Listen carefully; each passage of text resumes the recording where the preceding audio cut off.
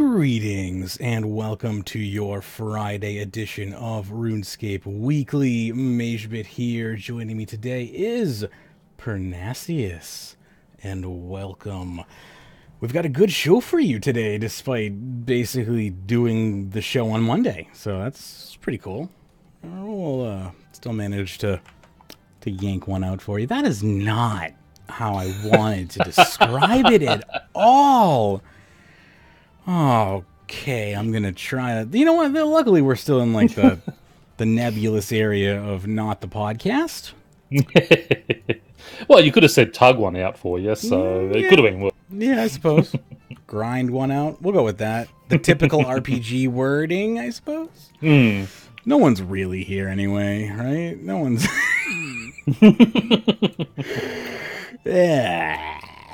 Anyway. Good stuff. Let's see. We have a good docket prepared, and I already got the music pulled up for once, so that's a plus. I'll just go ahead and stop. That is the opposite of how that works. I love how my keyboard controls will just work with whatever is whatever window is focused on instead of whatever media player I last worked with. Smite Matrix has joined us already, so he heard that. Nice. He or she. Grats. Couldn't always assume male, but yeah. Grats. You keep that memory. Hold it tight. All right, I got the music lined up, and we will prepare ourselves for victory. All right.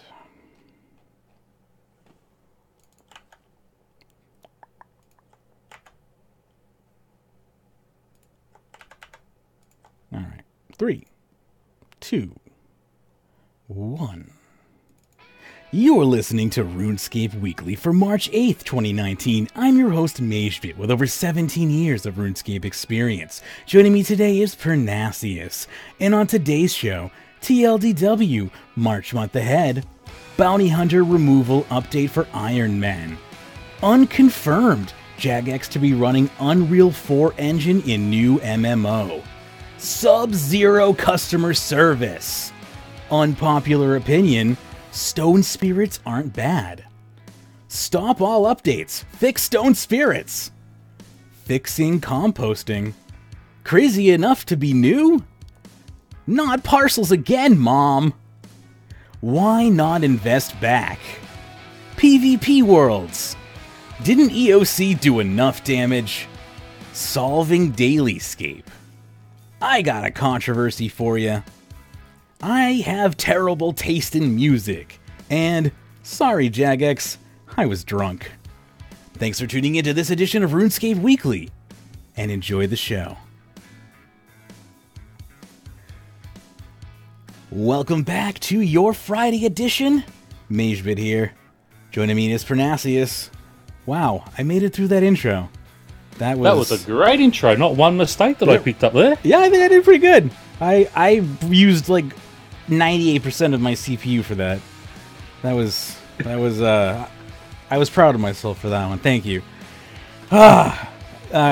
Yeah, this is a good show. I'm excited for this docket. There's some funny ones in there. Yeah, this is like an old school Magebit Pyrnassius docket, you know? That's what got me through this. Was I was just thinking like this reminds me of almost like when you and I first kind of like teamed up, and half the show was rants, and and that's just how it was, you know, and we liked it. We did. We had fun with them. We did. We like picking on ranty people, even though we rant ourselves. Exactly. Well, you know, I mean, who was the biggest ranter of all? Myself. Like, I'm the loudest person of all. I mean, to be fair. As I said, for those who get the pre-show, you'll hear about a rant I had, a real-life rant I had earlier. Yeah, that was quite some impressive.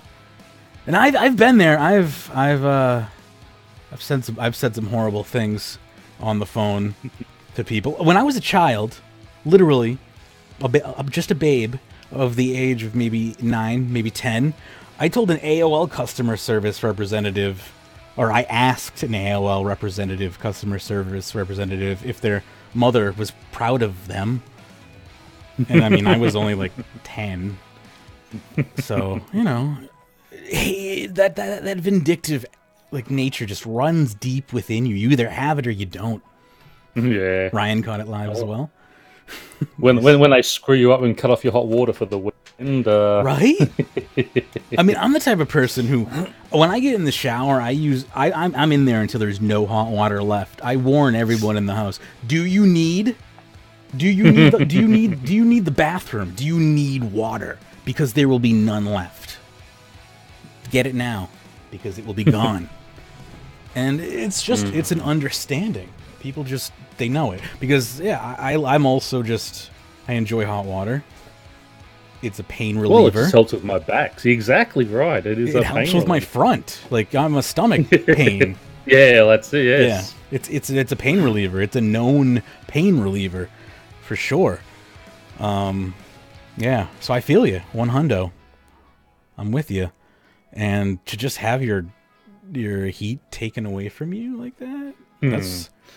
Yes, yeah, on top of the physio putting me on a new program today, and sort of walking out feeling even worse than when I walked in, coming home to that, and just taking pills. I'm sitting there going, I really want to do tonight, but I don't know if I'm going to be able to. And but we made it, so that was the important thing. Yeah, we did get here. Glad to have you. It's good. It's good to be and I'm here. glad. Yeah, looking at this, it's gonna, because there are some real good rants in here. It's going to keep me sort of upbeat a bit. So this should be a good show. This show is light on the news, heavy on the entertainment. Just because we already kind of did the news this week, although we have a TLDW, which I feel like maybe we already did. I don't know. I feel like, what did we do on Monday? And we couldn't have done it because it happened on Tuesday. No, this is on Tuesday, yes. I'm not a Time Lord, that's right. That couldn't have happened. Although, actually, this is the month ahead preview, so maybe this is I might have picked the wrong one. Hang on. The month ahead video post. I looking at this, I think we have done this, so I'm just reading over it now. Oh, hang on. Well, here's what I did. Yeah. Here's what I did is I went to Reddit, and I picked from this week is what I did. I searched for TLDW. And I said, March month ahead. It's right here. This is from 6 days ago. This one right here. This is just the March month ahead video. Hang on, go back. Magebit, you're disappointing me. So I just did DW, right? And then I did. I sorted it from not from the past 24 hours, from the past week. Yeah, it's the month ahead preview, right? And that was from 2 days ago. It's only from 2 days ago. This is 2 days ago. Okay. Yeah. So maybe the month. This is maybe what they talked about on Tuesday night, just more in depth about what they did on the original video. Well, they're like us; they have to talk about the same thing over and over again too. You know, you can only read... actually no. There is a sorry. I'm actually. I just read the titles. I'm actually reading through the content now, and it is a little bit more. It is a little bit more involved inside there, so that's good. Yeah. Good. So that's okay. Good. I couldn't find my earbuds this morning, so I had to put on my full headphones, which crushed my mohawk. Pissed me off. Now it looks like I have a faux hawk, and I'm sad. So you'll never have a mohawk like Seamus from the rest. I mean, probably not. My hair's too thin. Have you seen his one? That is like amazing. My hair sucks. I would love to have like a thick bush like like those Spartan style, like you could like wash your boots with style mohawks, the big brush. Yes. I wish I could grow a mohawk like that, but I just don't have the hair for it. That would be my goal. I've been trying to like make my hair like that. Like I've been trying to tease it into that style, but like you need like really wiry hair for that, and I just don't have it. Yeah. Unfortunately, if I could put my beard hair on my head, it'd be perfect. But I can't, alas. If it gets long enough, I could just maybe like. I'm just gonna, I'm going for the God of War style maybe eventually. Anyway, totally off topic. How you been in RuneScape this week? Yeah, not too bad. I I did a little test because obviously after Double XP weekend, I'd used all of my all of my herbs. So I don't buy anything. I like to sort of gather them all myself. So generally, I just grow them farming. But I thought, Chaos Giants drop, some decent herbs. They drop the Lantadymes, the Avanto, Irrit, and Ranar, which are all used, pretty much for your supers and your extremes and things that you need. So I thought I'll head down there and just see what I get down there. And to be fair, I mean they're a very easy monster. They're very AFK. They're aggressive, so you don't need aggro pots. So you save money there. Just stuck out of the dungeon sort of every 10 minutes or so. Run back in. Worked out a little over 1.7 mil an hour I made down there, and I didn't get a pickaxe drop either. So they do drop the dragon pick. So keep in mind that 1.7 mil over the 10 hours per hour was not including a dragon pick. But what really disturbed me is I got 1,800 or over 1,800 herbs in that 10 hours. So combat's the best way to do herb lore. Exactly. So I mean that's over 180 herbs an hour. Now if you have a good run farming, it's on average 80 to 90 herbs every 80 minutes. So again, well over double the amount of herbs doing it that way, and they're all fully noted. So in that 10 hours, you don't need to go anywhere because everything's noted. You take your spring cleaner, that sort of breaks down everything. You get a whole bunch of chaos and death runes as well down there, as well as other stuff. So I was sort of sitting back thinking, we've just brought in the stone spirits for the PVM drops, and I thought, you probably, with the backlash that they got off that, they probably won't look at doing something like that again. But what I thought is, remember back in the day when all herb drops were unnoted. Remember Banshees were the best thing. You'd run to Banshees, gather up the herbs you want, fill your 28 inventory spots, run down to the bank them, run back and do all that again. I thought, wouldn't it be good if they sort of started unnoting the herbs again? But, obviously you don't want to just sit there and get 28 and go, but we get something like a herb bag. So similar to your gem bag where it'll hold up to 60 of a... You can either do an individual bag or say there's like 4 styles of bag. There's a low level herb, so it'll take everything between the level 1 to 25 herbs. Then you go to your sort of level 2, which will take you 26 to say 50. And then sort of your higher end herbs, you sort of break those up between sort of 51 and 65, and then 66 to 99. So it sort of splits up those high level herbs, and then once you hit 99 herb lore, maybe 112 or 115 invention, you can then combine all those into one. But just to do something like that, just to sort of, just make that PVM side a little more accountable on what they bring in, and it wouldn't hurt the economy too much. I don't think it'll hurt PVM too much, but it'll just help in sort of kick and stopping. Scream. Oh, of course they will, but I mean, again, they said mining should be the primary source of your ore, and farming should be your primary source of your herbs. I mean, it used to be before EOC. Yeah, it should be. Abbey Spectres were the way to go, but I mean, I just remember how often I was running up and down those stairs, banking the herbs and such. Yeah, that part doesn't make any sense, obviously.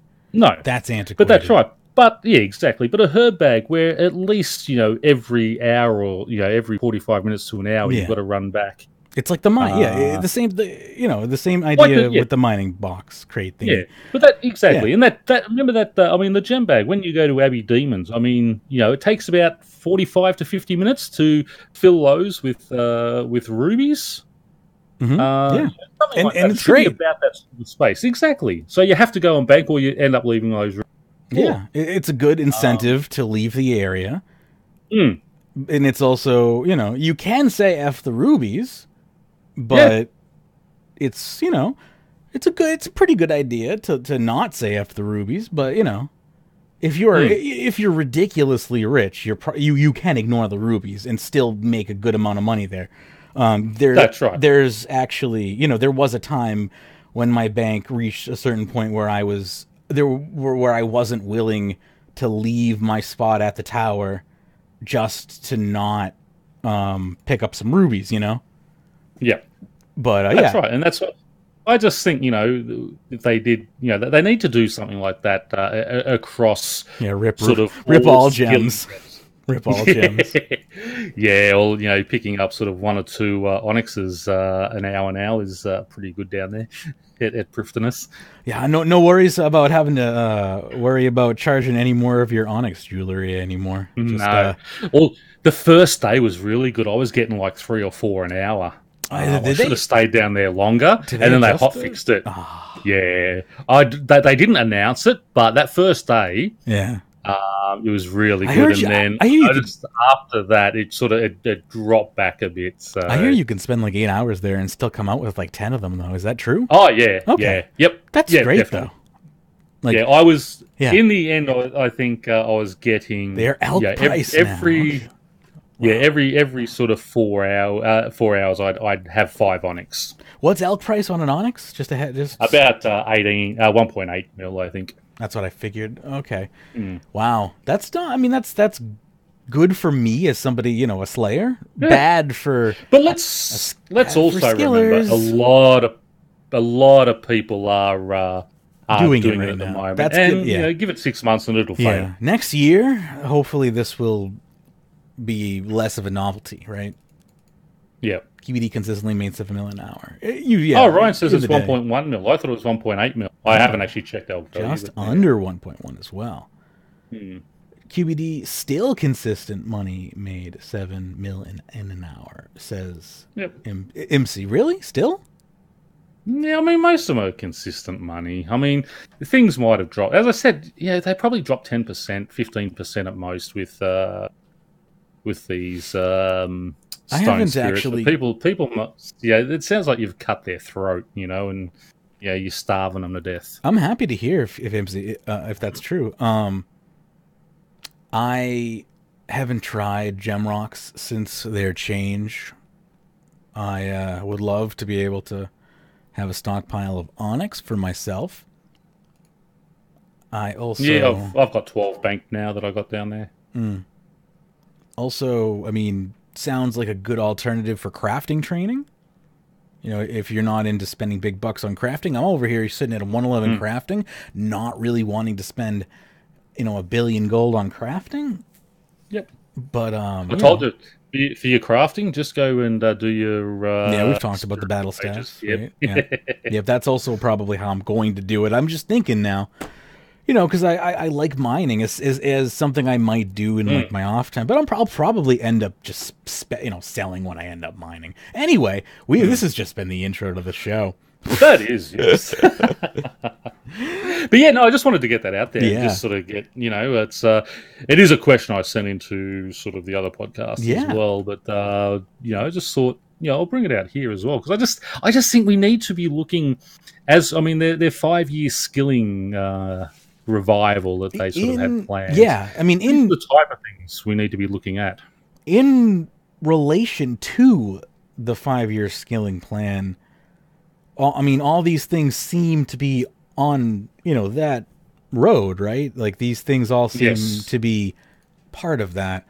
Now, in the short term, they all seem wildly kind of askew from that plan. You're like, oh my god, gem prices are falling and ore prices are everywhere and oh my god. But in the long run, when these things become less of a novelty and people's attention go back to where their true not their true enjoyments lie, their true pastimes are, these methods should stabilize and their real values should come out when the actual miners and smithers are left by themselves. Exactly. And it's just a matter of, how long is it going to take for the intrigue to fade? We don't know. If they keep adding new shit. Really hope bank rework is this year. I wouldn't hold your breath. No, they might get out the bank placeholders. They are testing at the moment, but that's all you will see. I don't think you'll see anything else in regard to that, which is pretty much what they have said. Yeah, it's shelved but not shelved type thing. If anything, maybe bank placeholders by the end of the year. Maybe. I'm in the boat of if we see a full mobile release before fall, you will see bank placeholders probably by the end of the year. If that they haven't even given us a date on iOS yet. Yeah, if mobile isn't out before fall on iOS and Android, you're not seeing bank placeholders this year because bank placeholders is completely contingent upon a stable mobile release because they are both completely contingent upon each other. So that's pretty much where I see those things falling. Now, they could go really, really stupid and release the bank placeholders before they release mobile and, just put themselves in a really risky situation and just hope there aren't bugs when mobile goes, out the door and then hope that there aren't horrible duplication glitches and shit like that. But that would just be, let's just hope they've learned from past mistakes is all I'm saying. Anyway. Let's just hope they've learned from the official RuneScape server. Yeah. Old school. Anyway, my past week, just been training agility here. 8 million to go. That's not too bad. No. I'll be done by the end of the weekend, I'm hoping. You're bankrupt on those feathers? Oh god, I'm not spending any more on feathers. What I have is what I have. I will use all these, and if I run out, I'm not buying any more.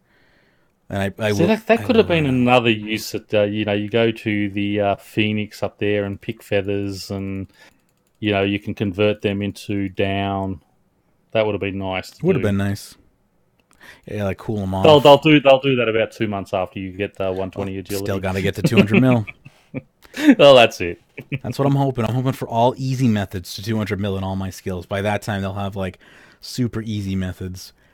But yeah, this is slowly driving me mad. I'm almost there. It's been a fun journey. I say that completely lying to you. This is not the best seal to train. Just having a quick look at your video, you might want to change your title there. Oh, what's it say?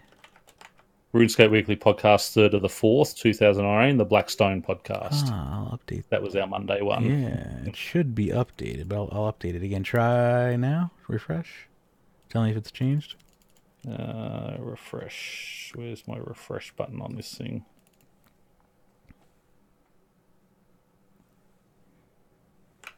I'm going to pop open the month ahead while you let me know. There you are. Oh, no. Still come up with the same. Then Twitch is being a dick because I have pressed update twice. Fair enough. Oh yeah. At that point, Twitch is you just got to. It'll do its thing eventually. Yeah.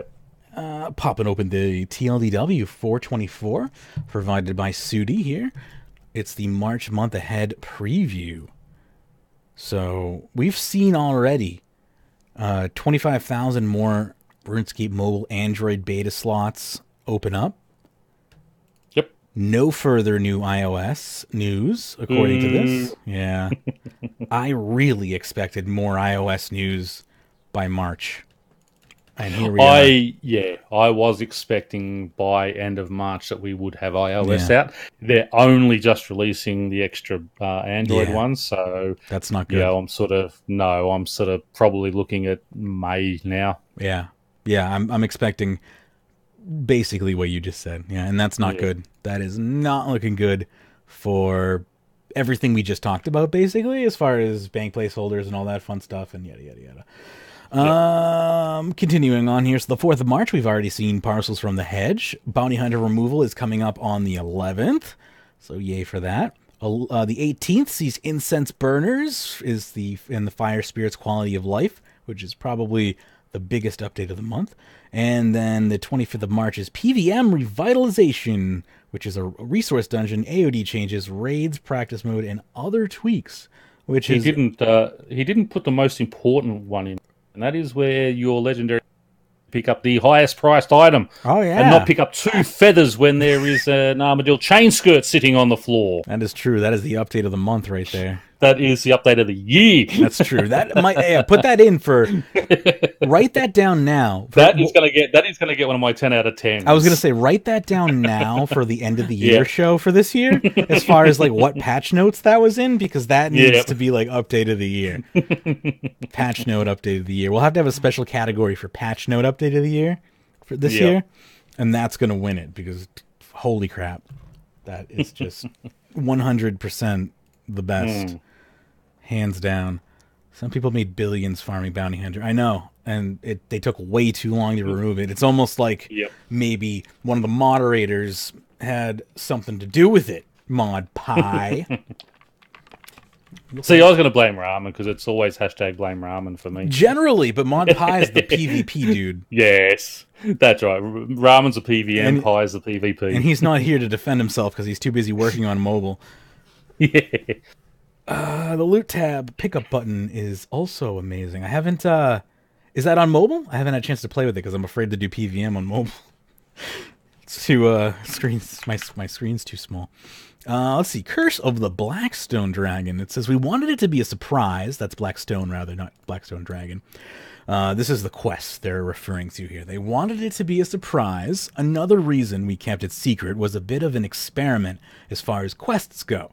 Similar to how we used to do quests, or we wanted to reuse assets, simple interactions, so players need to find things out themselves rather than be led from point to point. So again, pointing out here how congratulations, exactly how they used to do things. Yep, used to do things. Yeah.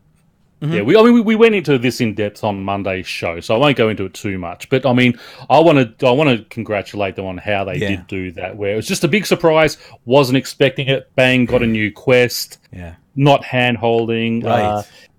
People are out there whinging about it, but don't listen to them, Jagex. You did a perfect job of the way you did this one.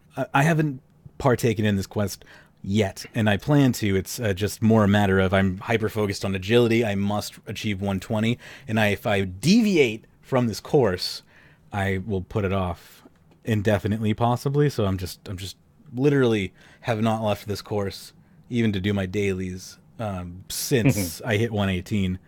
But once I get out of here, I want to do ED3 and then the quest.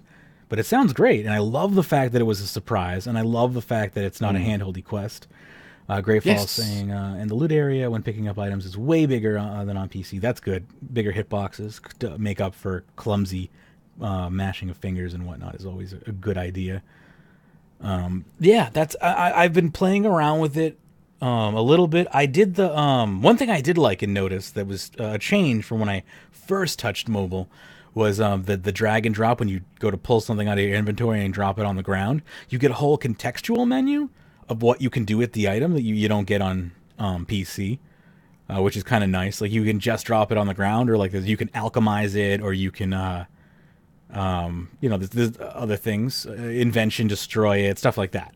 Like, you get a whole list of things you can do to that item instead of just drop it on the ground, which is cool. Because you obviously have to make resources with that tiny screen, and you don't have that.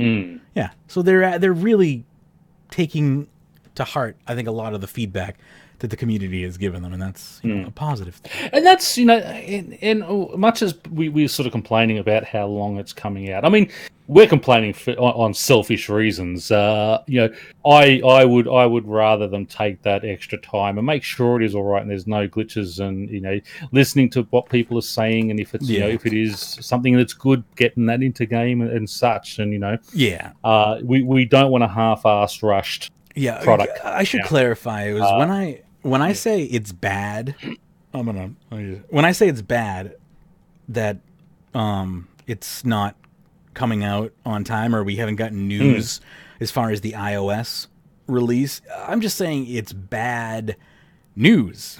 It's not bad that it's happening. It's just bad for us. It's bad news. It's bad luck. It's bad luck. It's not. Like any. I mean, it's too bad. Exactly, and we don't want them rushing. We want it done properly because we want new play. I mean, we saw the 100,000 extra players that OSRS picked up. Yes, Yeah, we want that over here. And if you bring out a good product, especially the way this game plays compared to the other game is a very simplistic game and is well suited to mobile. But because this will be a cross-platform game and hopefully people will play a little bit on their phones, but they will come home and jump on their PCs or laptops or whatever and go for it. And, we want to attract those players and keep them and make them members. So, as much as we're disappointed in not getting it when we want it, we are happy that it is going to be done properly and get out there. That's the main thing is, yes, it is taking forever to get to iOS.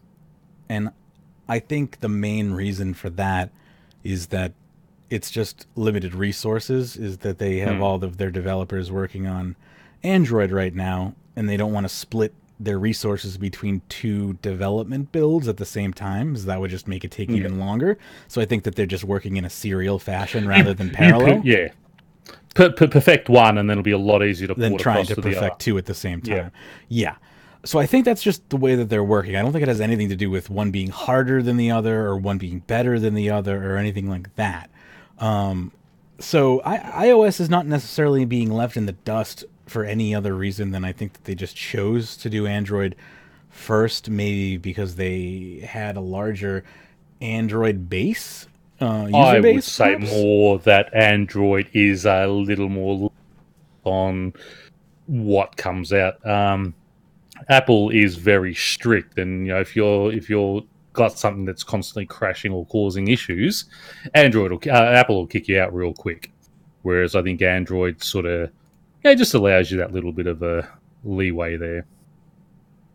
Yeah, and I know it is a lot harder to test things on Apple as well. I'm not trying to knock Apple there. I know they have a test pilot program, whereas on Android you can just release beta applications and literally just create APKs willy-nilly. And not that Jagex is creating APKs, quote-unquote, willy-nilly, but you can. So it's just easy to do. It is just an easier development process altogether on Android than it is on iOS. So that also may have been one of their reasonings as well. I can't speak for them because I'm not on the team, am I? Anyway, moving along. A lot of it was worked in free time rather than as part of Elite Dungeons. Two new modes, Mod Kano and Desert really helped flesh out the quest. Would really like to see more quests in this manner, not replace big quests. In general, it has gone down quite well. There are some who don't like the format and us making quests like this. Not going to promise, but it's something that they can try to do more of in the future, especially when things like TAP come back. If it ever comes back again. Again, they're saying some people didn't like this, but there's a lot of people out there who just don't like quests full stop because it takes my cape away or whatever. I think when they sort of look at things like this, they need to talk to the actual questing community, those who really love quests. Do you like this? Because I think they will get a resounding yes. A quest is going to love pretty much any quest you bring out, but I mean, these surprise ones that you're not getting handheld through is what a true quester loves. We want to work it out. We want that gameplay that how is this going to work? How are we going to work this out? What puzzle here, what puzzle there type thing. So, it just, when they say there are some who don't like this format, that's some, but I would say the majority who enjoy Quest would enjoy that Some format. people don't like peanut butter. Exactly. And they're crazy. Or allergic. Or allergic, that's also... Yeah, well, okay,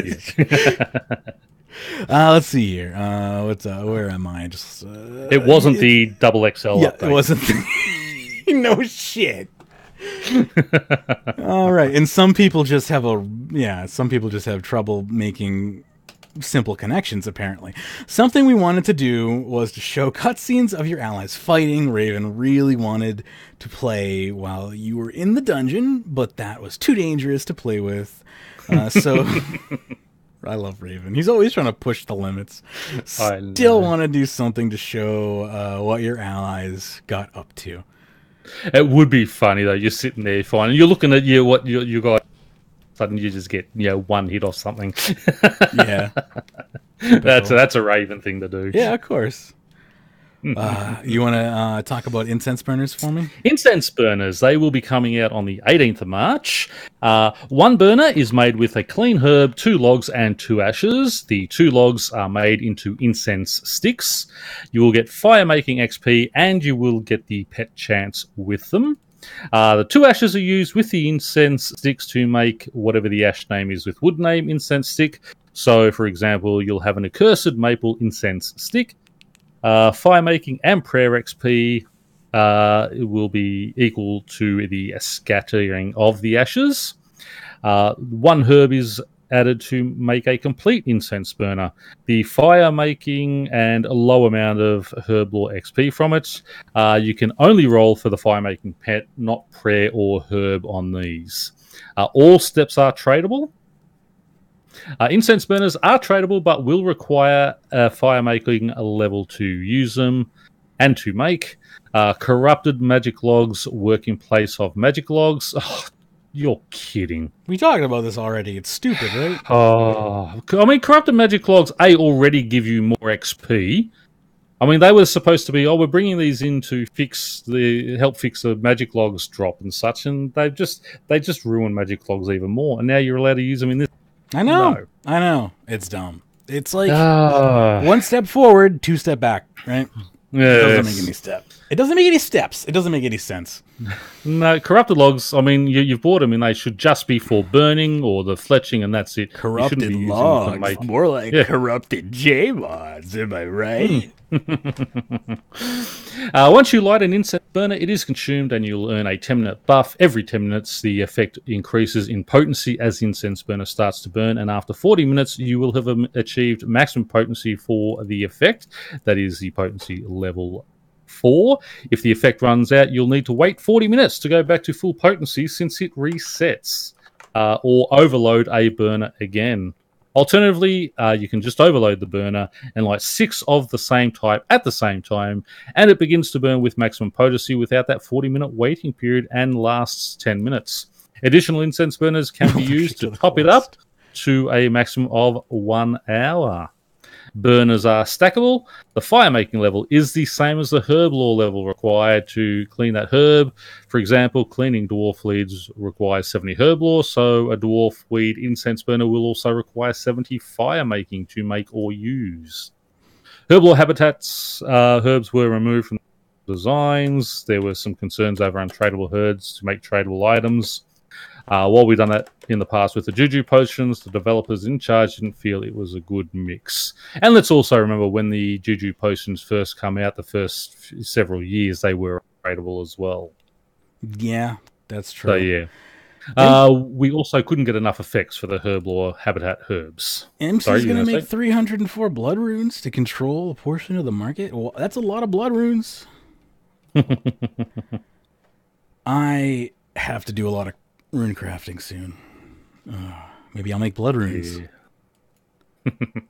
Maybe Maybe I'll make although you go through the you do Abyss, don't you? Yeah, I mean, I will do the Abyss. Yes, that's what I'll be doing. Yeah, I don't do Abyss running, so I do it the long way. Hey, why not? I will not set foot in the wilderness unless absolutely forced to for an achievement. Well, here's the thing. It's my silent protest. I've discovered another method that might be more profitable than the wilderness. And by discovered, I mean it's probably existed for thousands of years. But I need to figure out if it's actually more profitable than the wilderness or not. It's definitely not more XP than the wilderness because the demonic skull, obviously that's what the demonic skull is there for. But it requires the max guild. So if you probably can figure it out if you have, any brain cells. And, know what the Spirit Crack is. But Max Guild Spirit Crack might be more GP per hour than the what the stupid chaos altar, or whatever. But thingy, I don't know. That might be more GP. It's certainly not more XP. But you know me. Anytime I can get more GP than XP, I will certainly do it. Yep. If it's significant. And with runecrafting, it's significant. This is a guy who was getting 1 XP per divination because he was... because it was like 5 million an hour. Exactly. It was like 5 million. That's like unheard of for that. Unheard. Yeah, for skilling. Yeah, exactly. So yeah, I was making 30 million a day. Oh, so good. They will end up looking at those herbal habitats in the future, and you are welcome to make suggested effects to them. It'll be okay XP for bonfire. Line fire making will still be better. We don't want people to mass produce these. We want them to be profitable to make, sinking out items at the same time. Multiple types of incense burners can be used at the same time. If you are level 1 to 70 fire making, you can have 1 type of burner. 71 to 94, you can have 2 types, and 95 to 99, 3 types of incense burners at the same time. Wow. We won't read all the effects again because we've done all those plenty of times. Yeah, I can pop down and grab. Yep. Resource dungeon, abyssal demons and dark beasts. Everyone's 2 favorite monsters. I mean, no one. The thing is, they come in with Abbey demons. Like now that they've nerfed them, no one cares anymore. By no one, I mean me. But no, that's not true. They're still decent, right? Everyone tells me they're still decent. 100 dungeoneering to enter this place outside of the Slayer Tower for convenience. It's going to obviously reduce the competition for the spots in the Slayer Tower, which I assume are still massively popular despite the nerf. 2 groups of 8 abyssal demons. So that's actually better than the Slayer Tower, right? Yep. But you need 100 dungeoneering to enter. Yes, which is honestly, you'd probably have more fun cutting off your own toenails. But 7. There's also going to be 2 groups of 7 dark beasts as well, and there will be small amounts of imps. So your AoEs can, accidentally maybe take out for a chance of a champion scroll, which that's just amazing. People. Right? Yeah.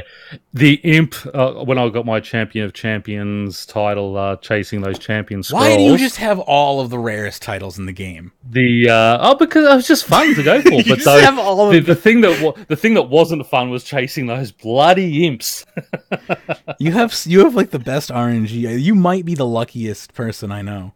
As far as like Thieves beat me to it. We were sort of both going for it, and he beat me to the Champion of Champions title. You still have more luck RNG titles than he does, and capes. Yeah, but I work hard for it. You do. He does too, but you do. Let's see here. Closely, but then he's from Wales too. So so he's at a disadvantage. He's like the New Zealander of the northern of hemisphere. the UK. Yeah, I've heard that. I love you. Well, you have to understand that Shawnee is also from Wales, so that's like he's set the bar quite high for Welshmen. He's set an all new standard for Wales. It's a whole new era.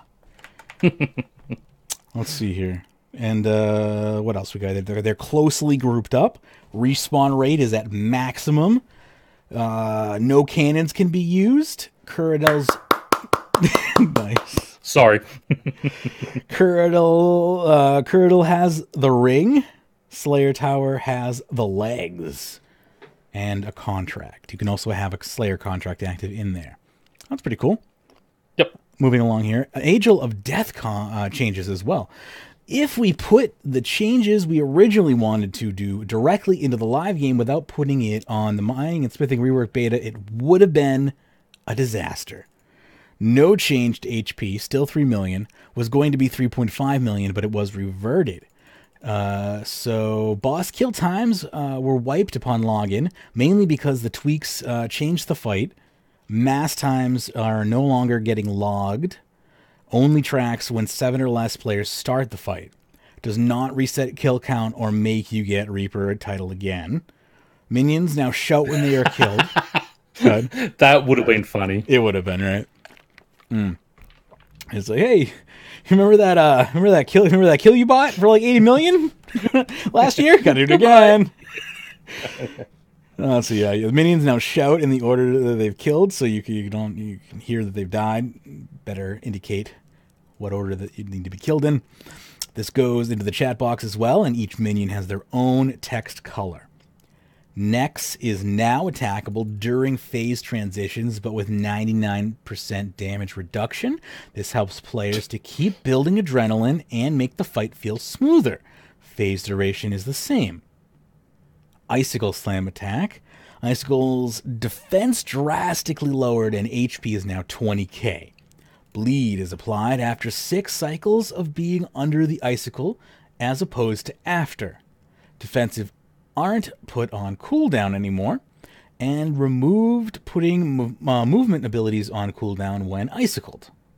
Sorry, can we just... Bleed is applied after 6 cycles of being under the icicle as opposed to after. I don't understand. So let's see here. So when the Icicle Slam attack is activated, bleed is applied after 6 cycles of being under the icicle attack. So the icicle attack freezes you in place. After 6 server ticks of it being of you being stuck in place, you will then begin to bleed. Yep. But it says as opposed to after. As opposed to when the icicle effect stun phase ended. You used to bleed when you were freed. Oh, okay, got it. Got it. Yep. How the fuck I was able to tell you that? Wow, that's well done. Agility, 119. Sorry. I've only bought it once, so... If I'm wrong about that, please let me know, because I was just basing that off context clues. Reaggro. When a player dies inside the fight, Nex will no longer reaggro onto a random target. Nex should now no longer reaggro after any of her mechanics, attacks, or phasing. This reaggro fix took 2 days of game jam, but also means this fix can be applied to Solak Phase 2 aggro fixes as well. Mage chests will now unlock the banner for the back slot. Players put directly inside the room instead of on a ledge when entering the instance. If the fight has begun, then you get put on the ledge so you can spectate. A leave option has been added to the flowing energy. Nex's melee hits no longer do cleave damage. They only hit one person. She will deal increased melee damage to compensate. If Nex's attacks with magic, she will hit the main tank after 3 cycles, allowing them time to react to the animation and switch prayers. Shadow orbs have been changed to NPCs, so they now stack on top of each other. Drop rates. You will no longer be punished for sub 7-man drop rates. If 2 people duo the boss, they'll get drop rates accordingly. Above 7 still has the anti-massing drop rates. Made it so that all players can roll their own drop rate. Can roll 7 wands in the same kill. Drop rates per kill still average to the same as they currently are. Off-tank drop roll has been replaced by a DPS drop roll, and it should be little to no change in the actual drop rates versus live.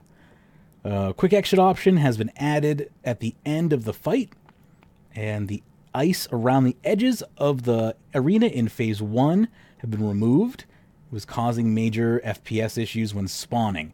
Fog reduced for better visibility overall, and this was previously shown but not mentioned and has been possibly removed. Shadow orbs that were a mechanic that got skipped and had no effect on the fight. Now they will just hit players for less damage, but it looks like they were just removed altogether, I think. So there you go. And on to Bounty Hunter removal. You're going to take 10 robust glass to make then a regular potion flask. So that's talking about I think it was the ogre flask. The Ogre Flask, that's the one. Yep, just couldn't remember the name of it. Yeah. Previous information which was already known will be obviously Mandrith is going to be a level 85 Slayer Master. He will assign wilderness-only tasks, and you can only kill those creatures in the wilderness to cross them off. Abbey Demons, Green or Blue Dragons, Gargoyles, Hellhounds, Greater, Black, Calgarian, and Abyssal Demons, Fire Giants, Ice and Lava Strike Worms, Water Fiends, and Revenants, and it will ignore your block and prefer list. Considering it has yeah. Considering there's only like 10 creatures there, so I want all Hellhounds all the time. I think people would be just going for either all Abbey Demons. Or Abbey Demons, and Green Dragons, or the Lava Strike Worms for the money. Yeah, there you go. It's either all money or just all AFK. Yeah. Ryan says he's extremely excited by this update. This update, they could stick up their bum as far as it's concerned. But anyway, it has a special. I want to know if the extremely that's in all capital is if that extremely is sarcasm or excitement.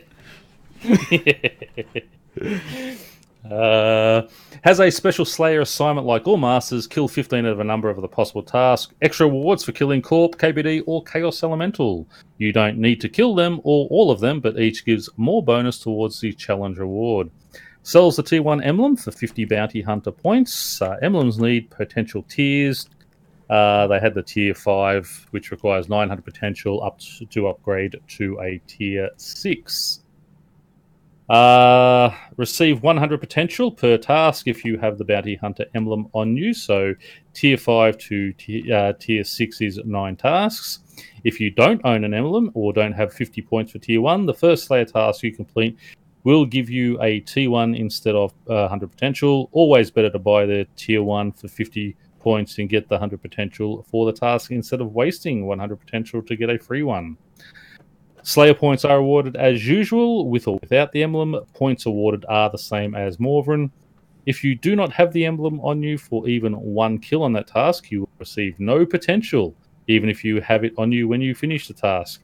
If you get PK'd with the emblem on you, your emblem will go down a tier.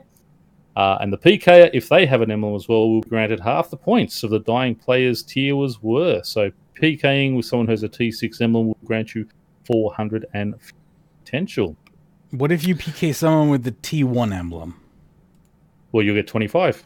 So this you get 50 points. So this can be boosted. Yeah, of course. So then what's the difference of boosting this versus boosting that? That's what I want. What's the Well, they're just hoping because it's actually out in So was the other thing. Less, but yeah, I know. It's just do away with it altogether. That's the thing is no matter it's the same argument. Yep. Yeah. As I said, just remove it altogether. Yeah. Anyway, this is the problem when you try to put this type. If you try to make content for no one, nice things. If you try to make content for no one and put rewards behind it for everyone, people are going to try to get around the content for no one for the rewards that they want. Yep. It's just this is not good game design. Again, you'll see in 6 months' time just how many boosting it all again. I'll be PKing, of course. I mean, there you go. The only that's who this is for the PKers, and that is fine. That's the only thing I can. If this update is for player killers, then that is the only thing I can see that this. I honestly, if you wanna boost this update, I don't really care that much. All I care about is if it's gaining you some sort of reputation, high score, experience. That's what pisses me off. That's what's worrying about me. Well, if they can just get an alternate account, right? If they can just get an alternate account, create a Slayer task, toss it out in the wilderness with a Tier 1 emblem, kill that account and gain 50 points from it, to add to their emblem and then just keep getting a tier 1 emblem and just keep doing that over and over again, can't they just slowly irk up their own emblem? Or am I misinterpreting that? I just don't know how. I mean, because you buy a T1 emblem for 50. No, because you got to use 50 bounty hunter points. So those bounty hunter points will basically not be around anymore. So if you're starting a new account, you have to get that first task done first. Yeah, it probably. Do you have to spend Slayer points to get the initial task, or like what's going on there? Yes, that's what it was. Yeah, there was the 50 Slayer points to buy a T1 emblem. Okay, so I guess you could not. Okay, so okay, so if there's an initial Slayer cost, actually, yeah, that is. So that is one way to sort of stop that boosting too much. I mean, obviously, someone's going to work out. Well, no, I mean, here's the thing about Slayer points. I mean, they're just to even get into Slayer points is kind of annoying. That should, prove me wrong, but that should hopefully actually not Slayer points. Hang on, what's Ryan saying? You have to complete a task for tier 1. So I guess you could not Slayer task. All right. I'll have to look into this a little bit more. I'm sure they said you can buy it with 50 Slayer points. When they were talking about it, but then they say here he says bounty hunter points. But I do when you said Slayer, I do remember saying whether they made a mistake. It was just sort of they sort of said it wrong on the stream and then corrected, and I missed the correction. But anyway, that's it. I mean, I mean, it is going to be because you have to. If you don't buy the emblem, you have to complete a Slayer task anyway to get the T1. Then you have to go and do a Slayer task to start building it up before you can kill it off and boost yours. And you're only going to get half, so yeah. What you have to remember here is people who boost are already cheaters, and cheaters have bots to set up cheating. Like there are quick scripts set up to do like a Slayer task or that will run through the process of basically getting up to where you need to be, so they don't have to worry about doing that type of stuff. So if it takes say like 3 hours to get up to where you need to be to boost, and you're like, no human being is going to waste their time getting 5 accounts up to where they need to be to do that stuff. Well, think again, because all they need to do is run a script and go to bed, and those accounts will be ready by morning. And that type of activity is basically undetectable because A, those accounts are new, and B, those types of scripts are custom made, so they're basically undetectable. But they will need to have 85 Slayer first up anyway, so it's going to take a while to get to a Slayer. That right there. Botting to 85 Slayer is pretty detectable. Exactly. That's pretty detectable. That's right. So I think they might have done... But again, here's the thing. Botting to 85 Slayer on your main account is obviously detectable, right? But now, so you need 85 Slayer just to even start this, right? Yes. Okay, cool. I'm in. All right, I'm in. You've got to have 85 Slayer to unlock, to be able to get a task off. I'm in. Yeah, all right. Yeah. I'm in. So I think... Yeah, I think that is going to deter the booster. I don't think there's going to be any way around doing that. Yeah, no, that sounds like there's enough safety checks in place then. All right. Yep. I take back because you're not just sort of dying to. Yeah. You're not getting just points for killing another player like you were before. You have to actually get the task. They have to have the emblem at that point to do it and such. So no, I actually think this is a very good way now. Yeah, no, thinking about. I mean, it's not content I'm ever going to be involved in, but for people who want to take that risk out there and do that type of stuff, then here's the thing: just because it has a pet behind it, I might, after I'm really super bored someday, want to just do it for the pet, and I might be running from PKers. I'm never going to be on the PKing side of it, but I may be on the I want the pet end of it. But yeah, by that time they probably can you get the pet without having the emblem? Without no, you can't. You have to have the emblem on you to get the pet, but you don't have to kill anyone to get the pet. You just have to survive the Slayer tasks. Yeah. Yeah, that's the only. Unfortunately, you get no credit for not having the emblem on you, though. That's the big thing there, though. But yeah, just stay away from Ryan, and you'll be all right. Let's see here. Dirty, scummy PKers. Well, here's the thing. Like, I like a little bit of danger. Yeah, I don't mind PKing in this way because it is you're holding something that is worthwhile to them. You're going to be geared up for a fight anyway. It's not like just going down there, killing the guy at the herb patch, killing the guy running around, agility, that type of thing. It sort of always annoyed me when I was just out doing my sort of lava strike worms. Question.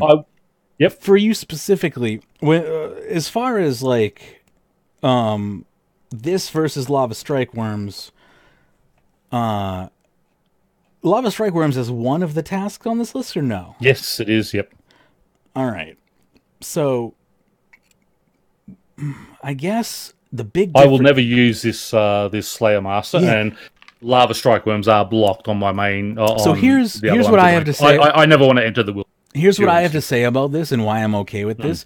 The big okay with this is you're opting in here and you're saying, yes, I want to fight monsters in the wilderness. And that's, when Morvern says go fight, lava strike worms, and I'm like, but they're the only ones that, and this is, pre ED2, okay?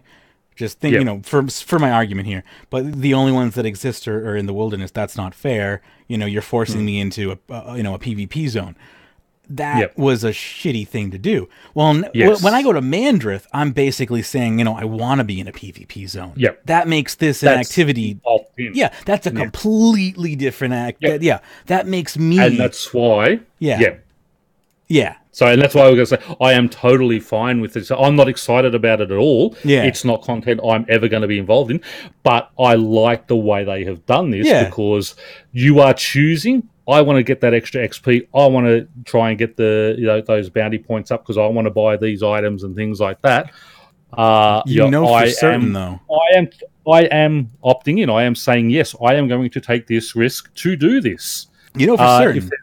If there's a comp requirement tied to it, or if there's an achievement tied to it, there is going to be an achievement tied to it, which is going to piss me off. But I'm going to have to go and do it, and that'll just if I get PK too much, I'll just quit the game like I almost did last time. Yeah, with the wilderness diary. But because I like to have all my achievements done. I mean, that's part of what my enjoyment in the game is. But forcing me into that wilderness situation, I don't like. But when I opt in to do it, like, okay, I want these tasks, I want the bounty hunter points, or whatever they're calling these points now. That's it. You have selected to do it, and you know the risks, and you're happy to take that risk with it. And it'll be interesting to see, especially now with Masterwork armor that you can make yourself. So you're spending a lot of time doing it, but as long as you're willing to put that time in and have yourself a couple of sets, you're not, if you die with it, it's not really costing you, hundreds of millions of GP having sort of a T90 power armor because, it's costing you time rather than money. Right. And, maybe you just wear 2 Parcel and some cheaper stuff, because there's 3 items you save in the wilderness, I believe, and if you have the prayer on, it can be 4. There are ways. That's true. As long as if they put a comp requirement tied to a PvP, I mean, the wilderness tasks are tied to comp, and that's that exists. Yes. If they task system very different than a random PvP minigame, but this is Slayer though. That's the thing is they've gone real weird with this. They've made it like kind of part of Slayer, but it's not, right? Like it's in this weird nebulous place. It's like fake Slayer. It's not really Slayer, but it is. It's a mini game dressed up as Slayer. Yeah, it's a bonus Slayer. It's Slayer mini bonus game. Slayer D&D basically. Yeah. It's I don't know how you'd even deal with that. Go ahead. Yeah, but again, it's like.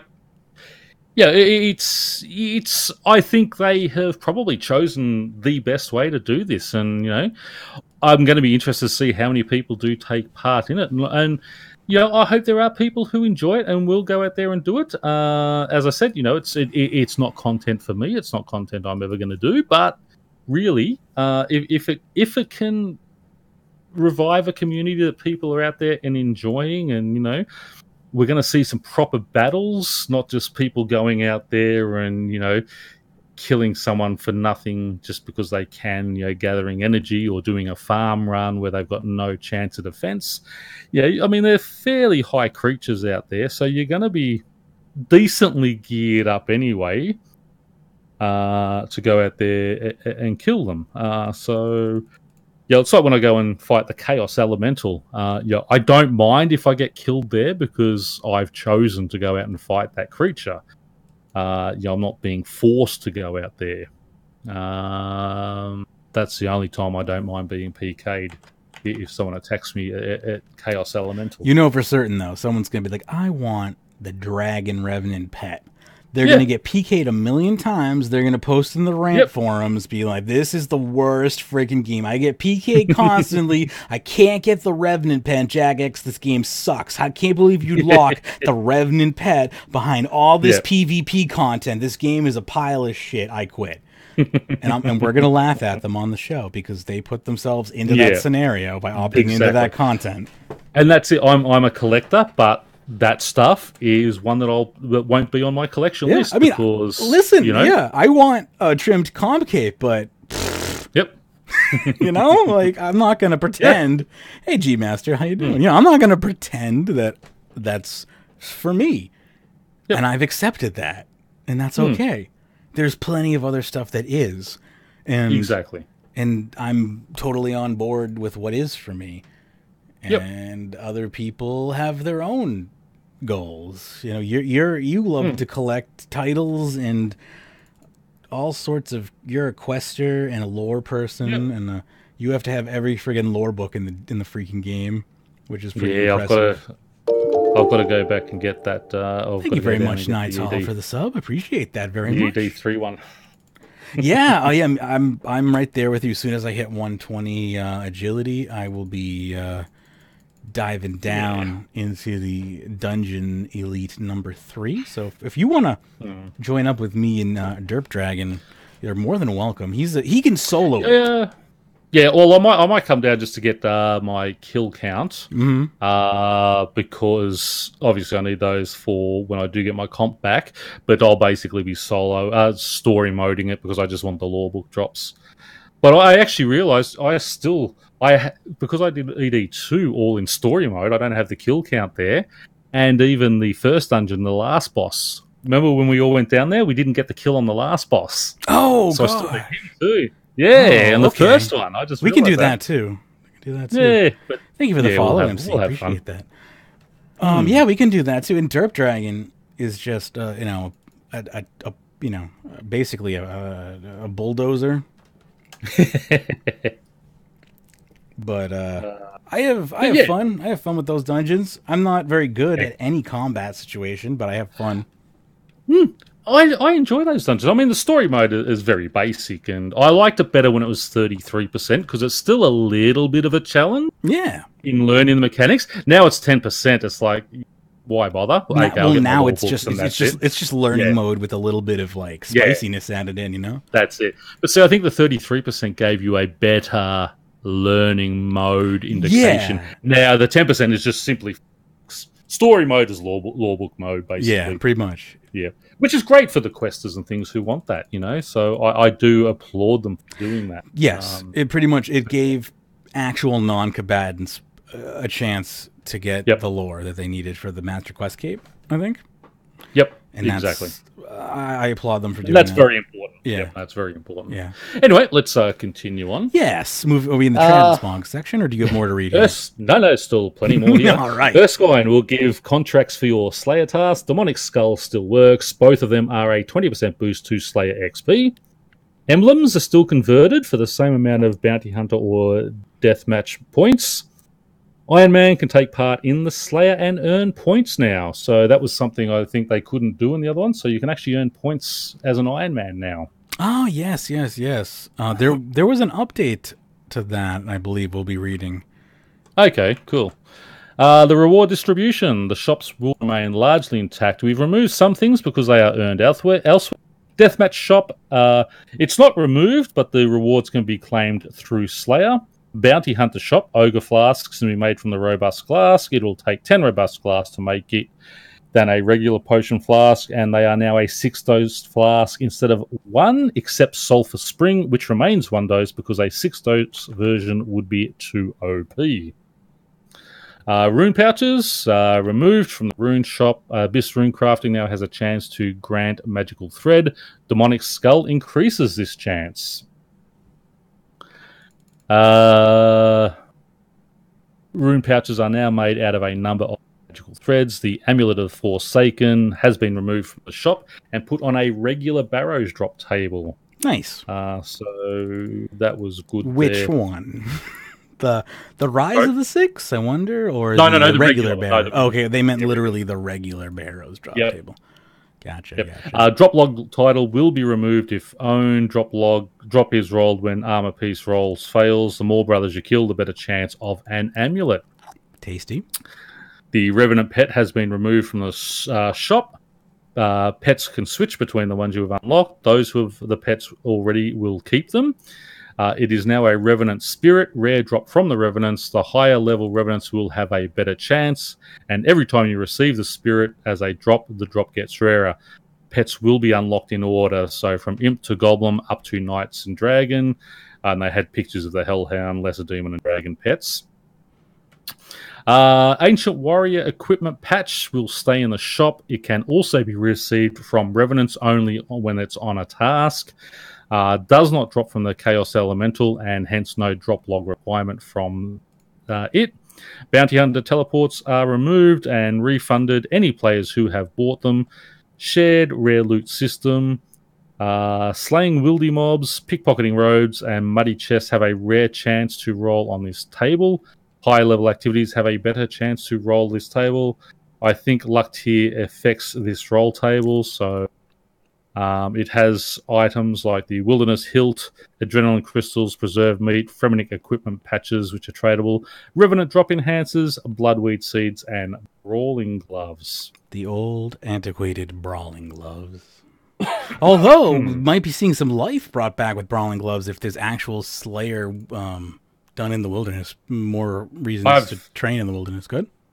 I high elk most of my gloves. Are they worth money? I destroy them. 30k. Maybe I should actually just elk them. Yeah, 30k high elk them. Yeah, it's worth it then. Yeah, should just elk them.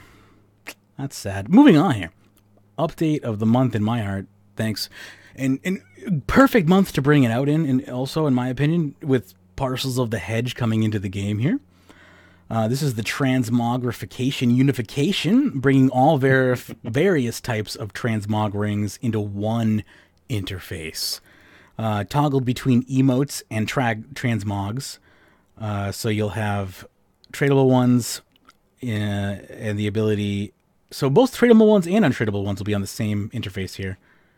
Yep. And, But the tradable ones you will have to manually add in, basically. Similar to like a tool belt. Yes. Cool. And then you'll just get this little, like, thingamajigger on screen with all your rings. And they will be removable too, they said. Oh, so you can pull them back out? Yeah, so if you do want to sell them down the track. That's cool. Because they're worth so much money.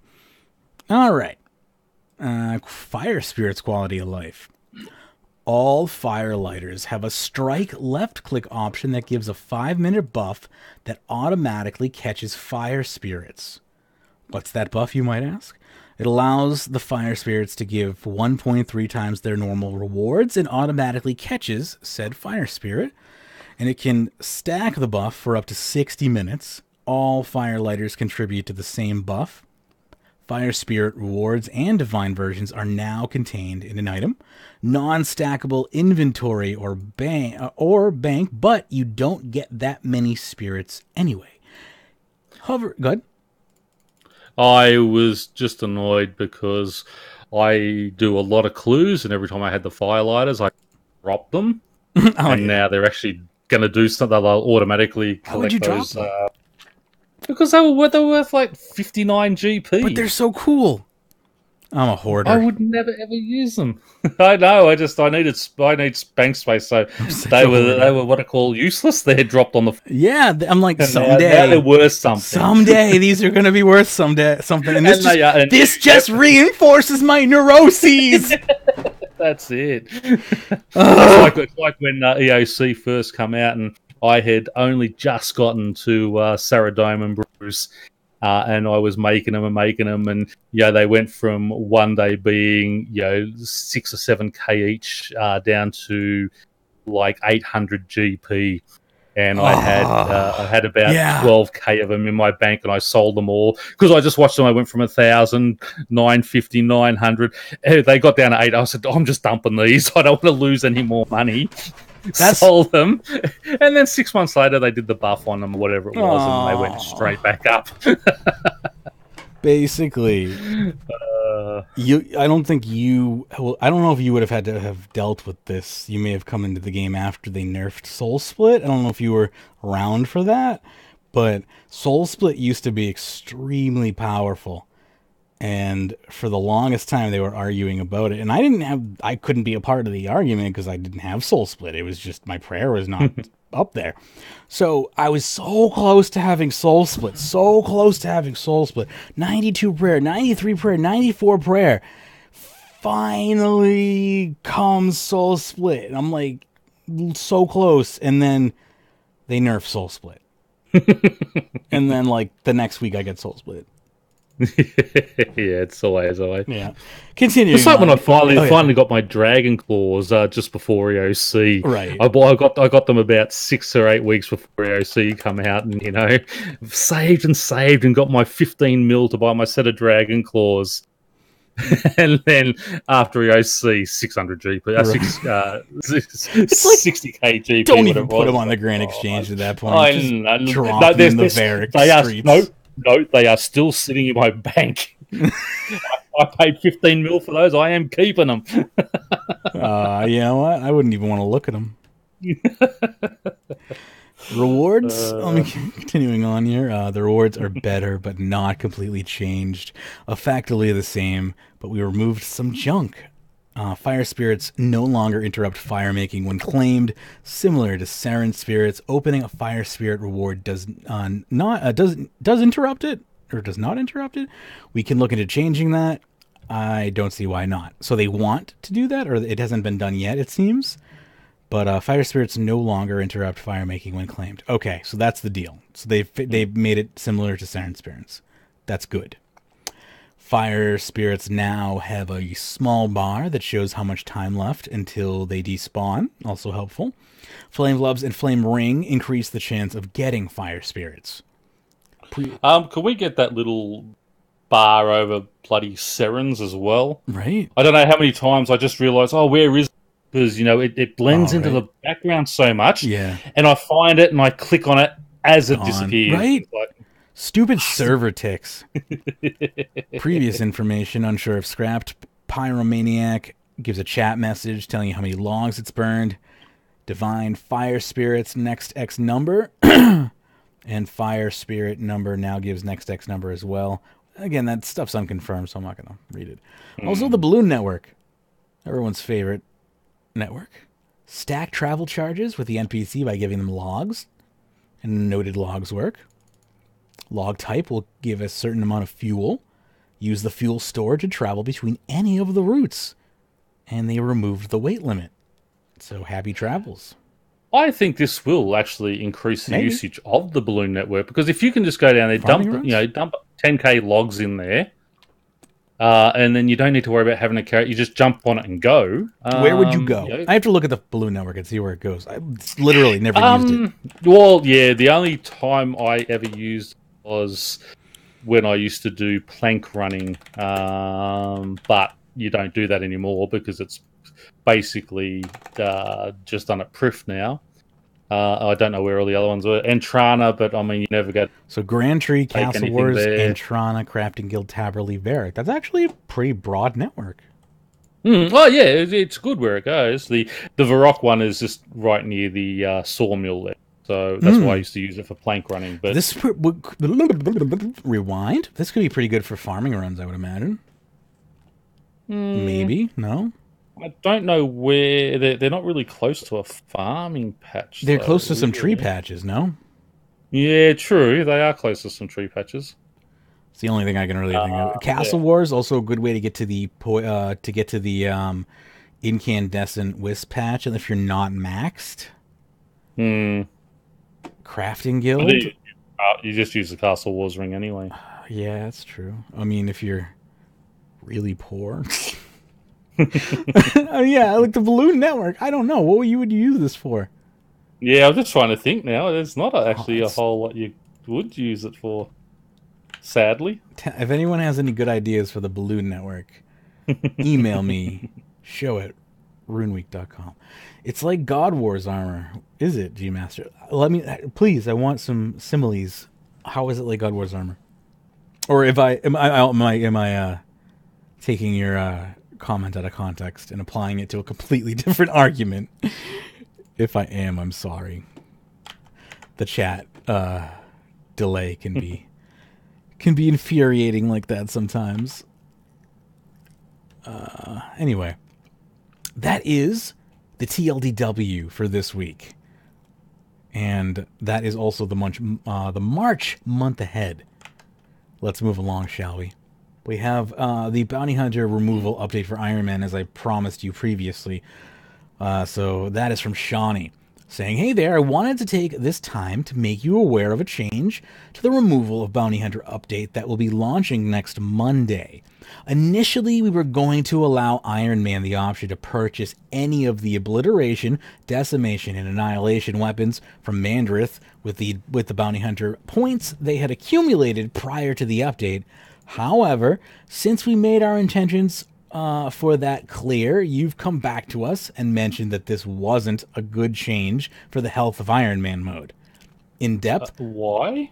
I don't know.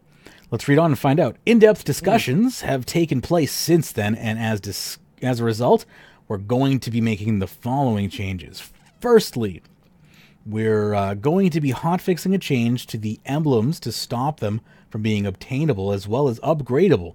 This change will last until Monday's game update.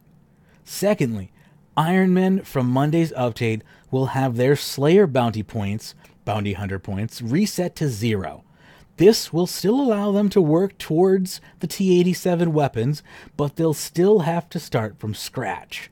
Additionally, for Iron Men, all emblems will be cleared from this update. This is to make sure points will be stored from Monday's update. We've also made these points to prevent Iron Man players from obtaining the T-87 weapons easily, and even more so from given that these could be from pre-boosted points.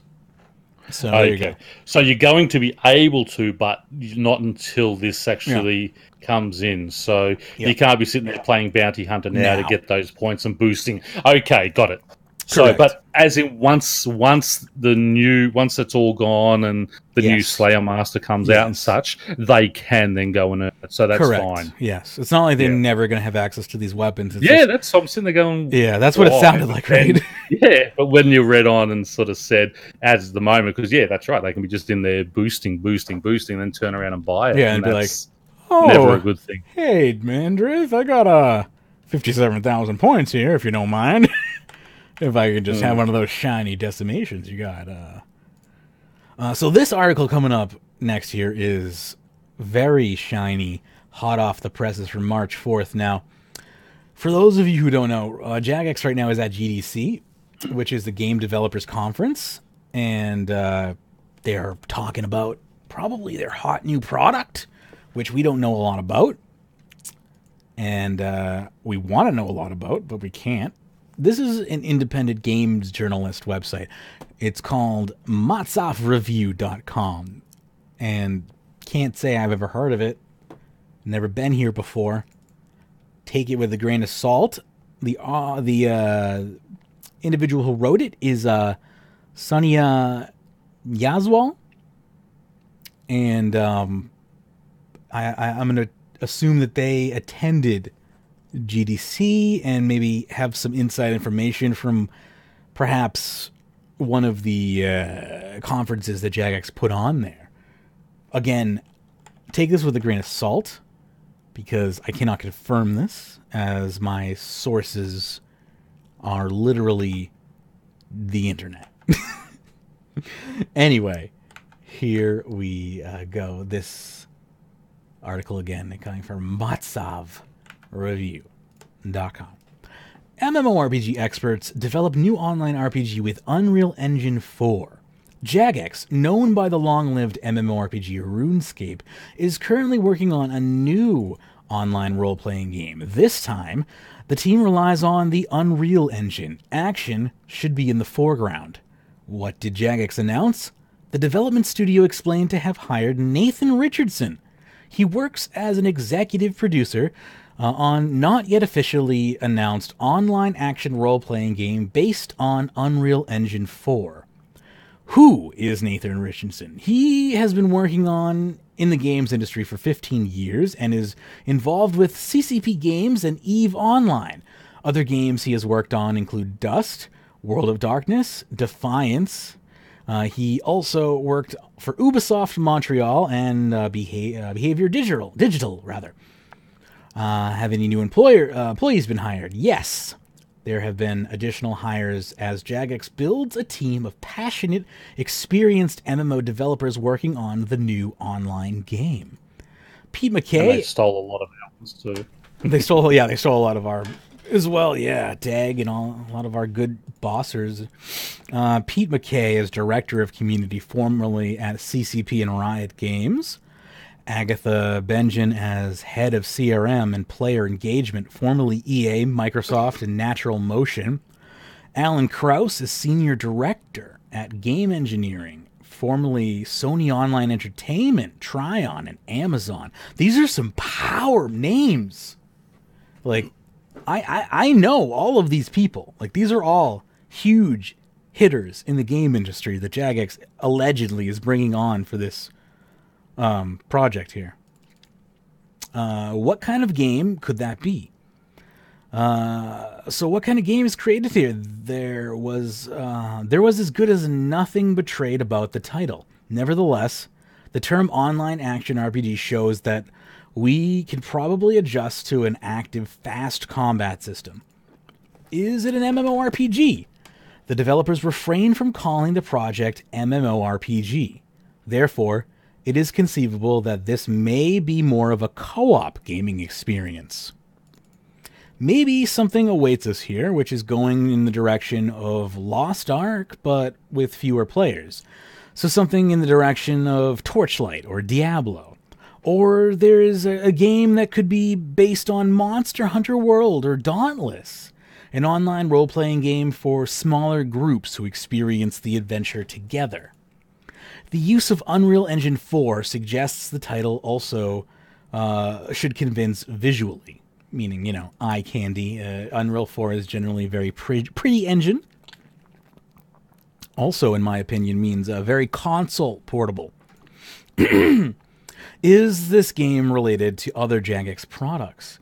Back in May of last year, Jagex announced that it was working on a next-gen MMORPG that was to become very accessible. This game was called MMORPG, so it could become another project. More likely, this is the free-to-play game that was even talked about 2 years ago.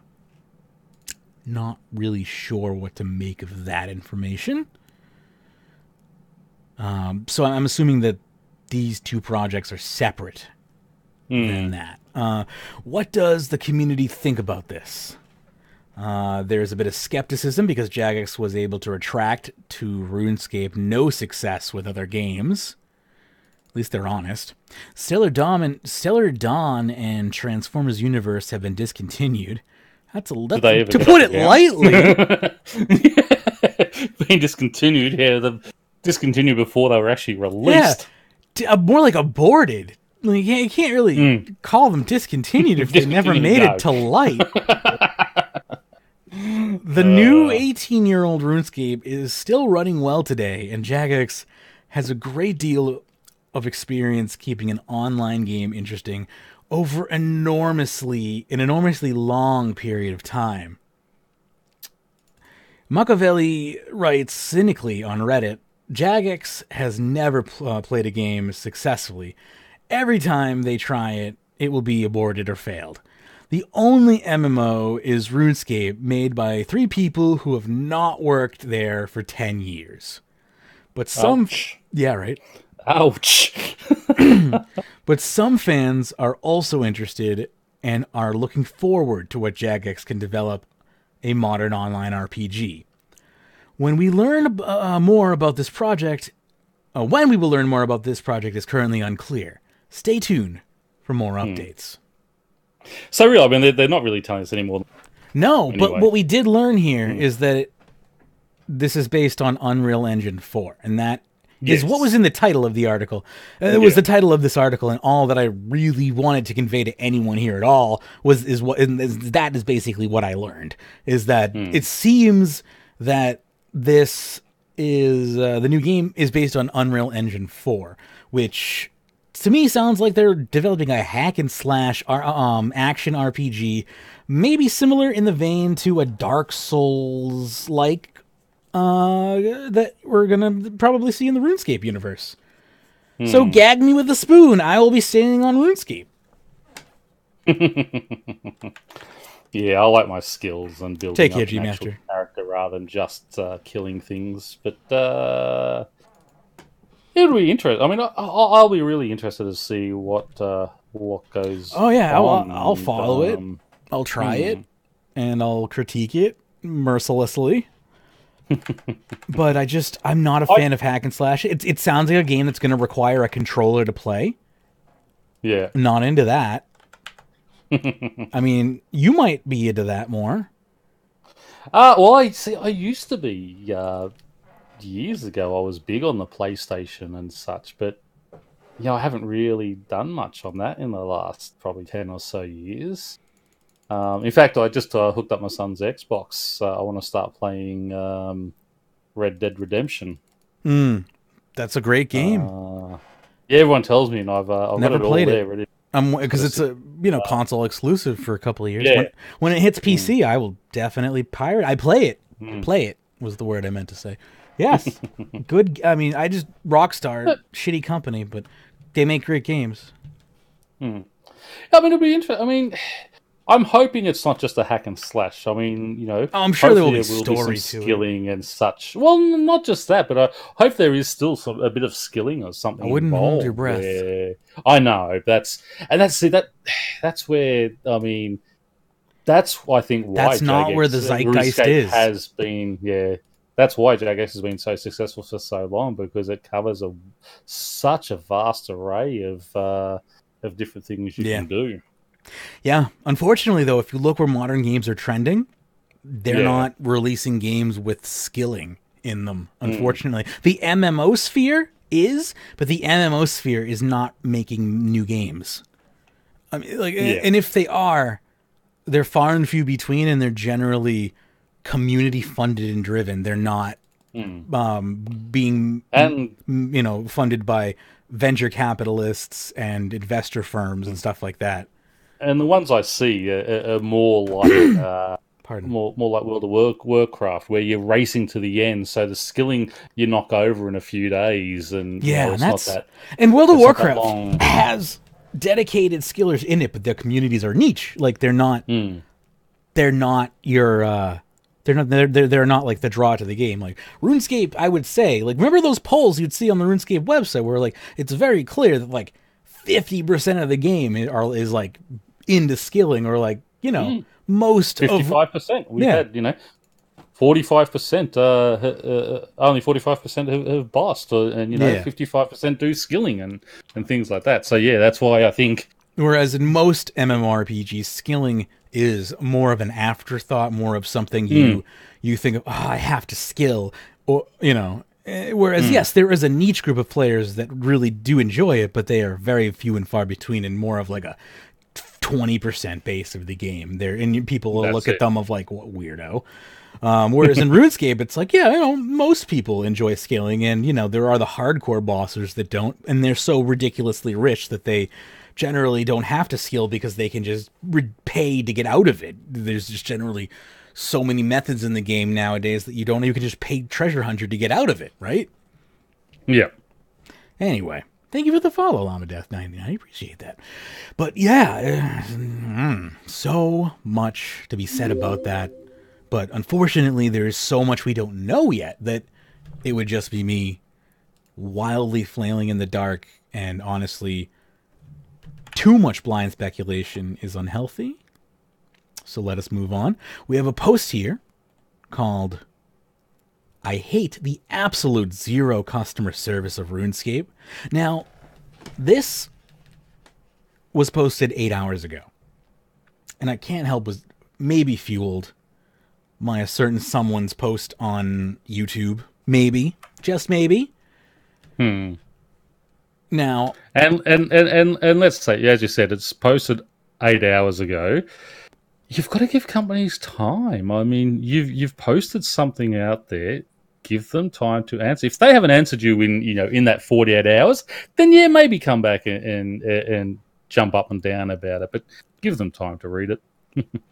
So I will read this. They have added an edit. This literally the same size of their initial post. So this is going to be interesting. Here we go. It says here, I have been playing RuneScape since my childhood, but in the past few months, I recently got into other MMORPGs.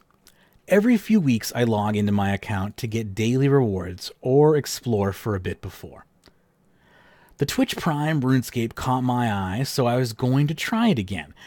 My computer recently just had been wiped clean, so I was installing all my other games again, and I wanted to play RuneScape and see if I wanted to redeem the Twitch Prime and try it again. When I tried to log into my account, it said I had been banned from macroing on March 1st, and I had never even macroed. I didn't even log in that day.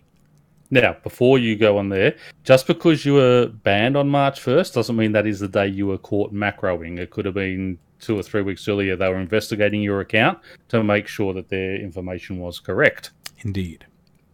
I never needed Jagex customer support, but I'm just appalled by the fact that they have zero customer support.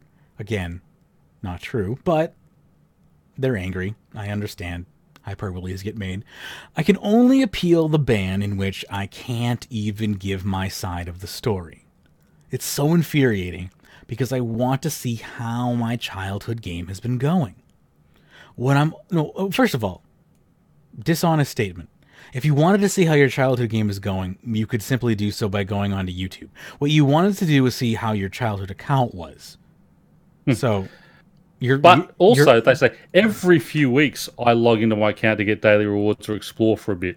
Yeah, so every few weeks I do this, and then all of a sudden I want to see how it's going. Well, if you're logging in every few weeks, you know how it's going. Yeah, you're so dishonest statement. Anyway, I'm not. I am here to slightly pick apart this individual's post because they're picking apart Jagex's support. So, you get what you give. What I'm also shocked by is the fact that they didn't give any evidence except stating that I had macroed. Could they have not checked to see if my IP was different from the one that I normally used? Could they not have at least let me contact them by email to reinforce my appeal? And I'm expected to wait 28 days for an ETA for a response. That's a shame. By that time, my other games will already finish downloading. I hope so. In 28 days, mate? Jeez.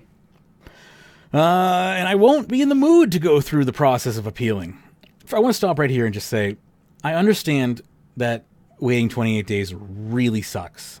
Like, I really get that. It is a shitty thing to have to wait in a disaster recovery situation. But allow me to repeat that last part. Disaster recovery situation. You put yourself in a disaster recovery situation due to a lack of security on your account. This is not Jagex's fault. No, and let's be honest, I mean, they say up to 28 days. Mm-hmm. It doesn't necessarily mean it's going to be 28 days. They could have this done in could take 24 hours. It's unlikely it's going to take 24 hours. But no, that's right. I mean, for me, when it happened to me, it took 2 weeks, okay? And that was, 7 years ago? But it's gotten better in 7 years. But That's right. They're a lot quicker these days.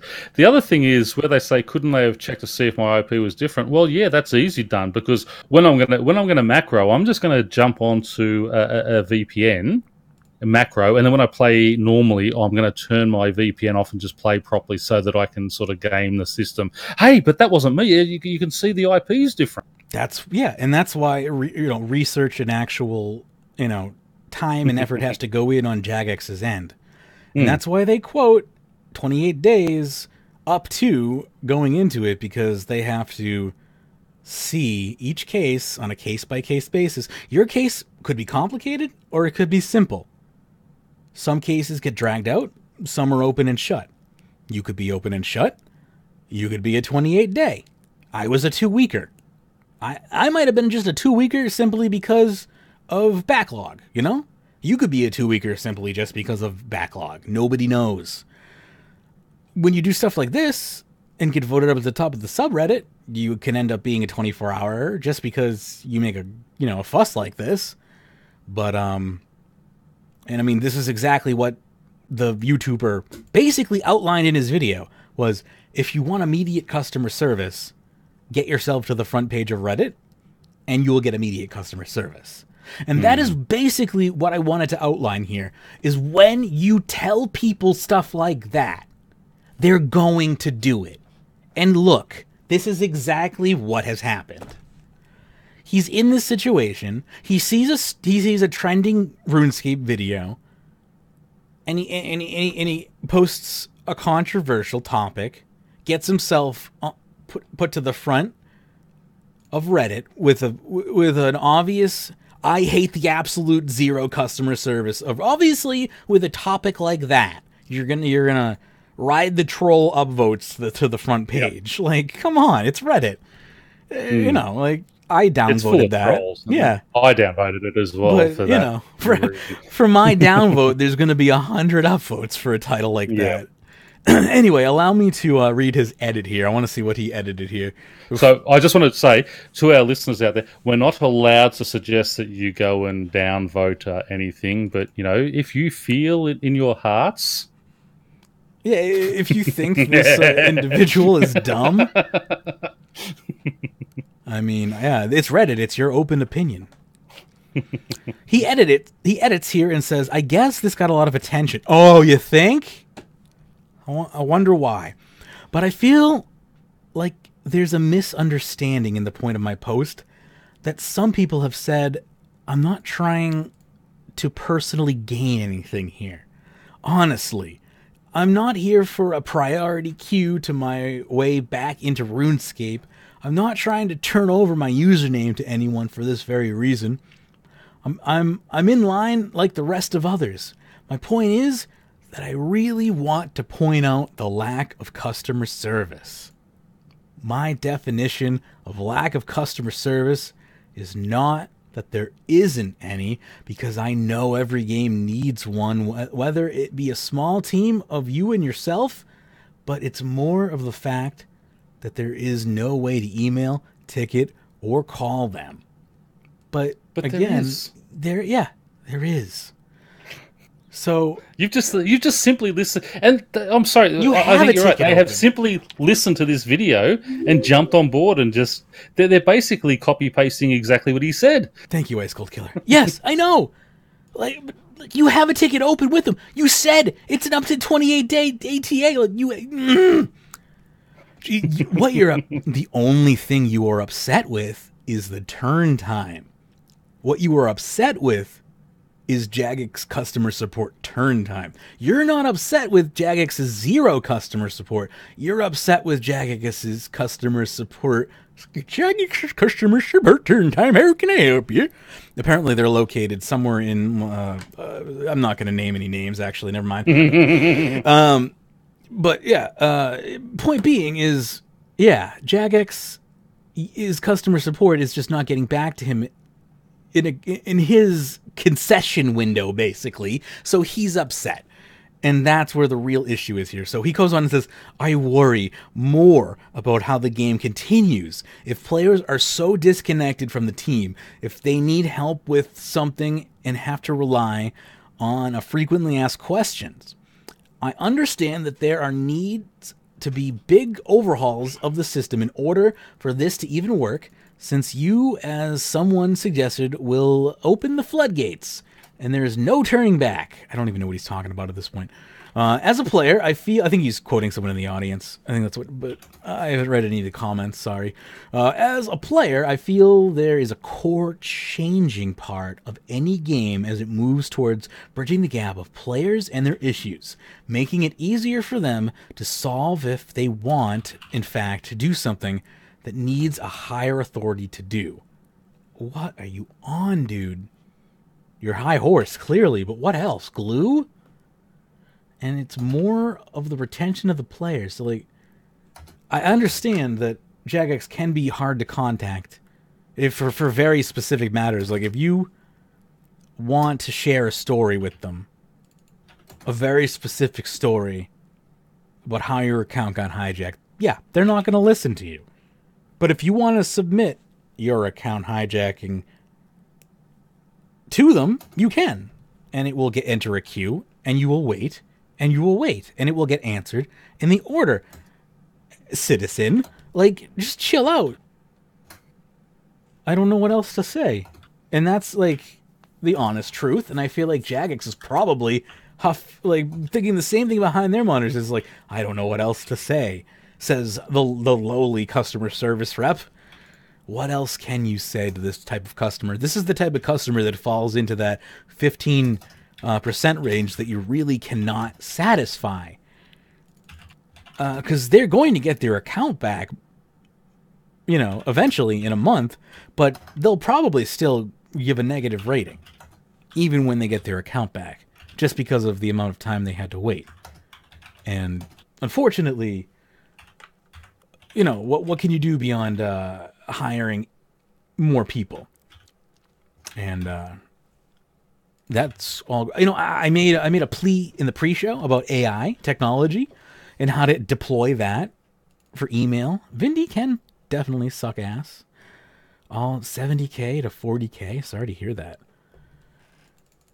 But yeah, if you that was I think my best solution was deploying AI technology to answer emails, as far as like satiating people and allowing them to add information to their own tickets without adding new people to the queue. You'll be able to hear that at patreon.com/RuneScape if you're interested in that. That'll go up right after we get off the air here. But we got plenty of more to talk about before that even happens. This lunatic here, though. I'm gonna pop it down to the comments here. I mean, this obviously is definitely a hot topic, though. 410 upvotes as of when I opened this post. The top comment has 115 points and says, I've got an account of almost 15 years, and I thought one day I could get screwed over, and this kind of scares me. I play RuneScape off and on once every 2 years or so, and I'm hoping if my account ever did get banned like this, that I would be running the risk of this not happening to me. And this is the thing, is like, if you have the proper security measures in place, this won't happen to you. It's really that simple. And I mean, wading through this, and I guarantee you, if anyone actually asks him if he had the proper security in place, I guarantee you, he won't answer, or he will lie, or something along those lines. I am not going to read through the comments right now, though. But basically, there you go. Moving along. Let's see here. Unpopular opinion. Stone spirits. Do you have anything to add to that, Pern, before we move on? No, I will. I'm just finishing on my response to it. So if you 2 more seconds, I will read it out to you. Okay, I will. Okay. No, I've got it done. Okay. So I said, instead of listening to an idiot on YouTube who makes a clickbait video, actually look into it properly yourself. You can easily post a ticket to them through their customer system. It may take up to 28 days, depending on what they need to investigate. Just because you were banned on March 1st doesn't mean that's when your account was macroed on. However, they have an 84% clearance rate of account issues done within 48 hours. Also, perhaps take some responsibility and secure your account properly. Jagex offers the Authenticator system, which is great, but you also need to ensure your email account has two-factor authentication on it too. I'm sick of so many people here blaming Jagex for their own laziness or stupidity. Right? I'm trying to find if anyone has said anything about two-factor anywhere in this post. And I looked down. I didn't see that. No one. Anyone said. Authenticator. That's why I put it in there. The exact same thing happened to me 2 years ago. Had because I didn't have Authenticator at the same time. Authorizer, an old authorizer, and authority. Yeah, these people are just like, they don't know what's going on. Yeah. Yeah. So your post. Yeah, so that's what I've done. So yeah. I'll see how quickly. Yeah. Though you will, I will definitely give you an upvote so you don't get completely shadow banned to death in that. Because holy crap. Yeah, nobody seems to remember the fact that you need to have, even Flarefox has posted here, who says, even if you wait the 28 days, the sad thing is they don't actually manually look at what caused the ban. When I first started building my alt army to get into the thousands, at least 200 were hit with perm bans the next day. Was everything I do manual? Yep. Were there any kind of enhancements or scripts to automate a single thing? Nope. Just hands and a keyboard. Every new account that I had made under the new IP I had generated had gotten banned the next day. Yet none of the new ones that had levels were getting banned if I had logged them. Turns out they had stereotype and flag people they think are gold farmer railroad traders just because of the amount of accounts being generated. I was going to say that. Yep. That's basic. That they were basically doing it just on sheer number of accounts generated. Because that's how Jagex is. To not even issue a ban because of no software detection, but rather by the number of accounts being made is just wrong. Got to the point where I got an IP ban. Every account under that IP was created was banned a few seconds after creation. One of my boss pet level 3s had gotten hit with a perm ban, but then I recorded an IP ban happening in a 7 to 8 second clip and tweeted at one of the anti-cheating mods showing them that they were stereotyping against people who had loads of accounts and that unbanned the account I asked to be unbanned. But to this day, if you want to mass account create, you have to do it using new IPs because they still stereotype just because the traditional player doesn't play hundreds or thousands of accounts. That's a pretty pathetic thing to do, but yeah, the anti-cheat team is just a conglomerate of stereotypers who think they don't have to change things just because only a few people are affected. Billing support is the only good part of customer service at Jagex. I will agree that billing support at Jagex is awesome. And I will also confirm that flagging, creating hundreds of accounts does flag bot creation at Jagex, absolutely. And it will get your IP banned more than likely. There is one down. I'm just going to read this one. This is by Zeppet.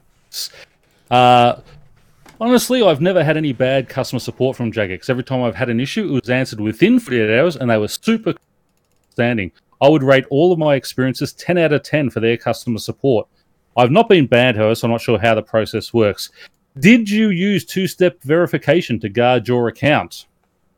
The original poster says, I'm glad you had a better time compared to me. Unfortunately, while I did dedicate a lot of time to the game, I didn't think about security, so I didn't have a two-step verification. I didn't take any security measures, so it's my fault if someone compromised the account. However, I feel like some sort of communication with customer support would help me, which I currently don't have. I don't blame them for banning me.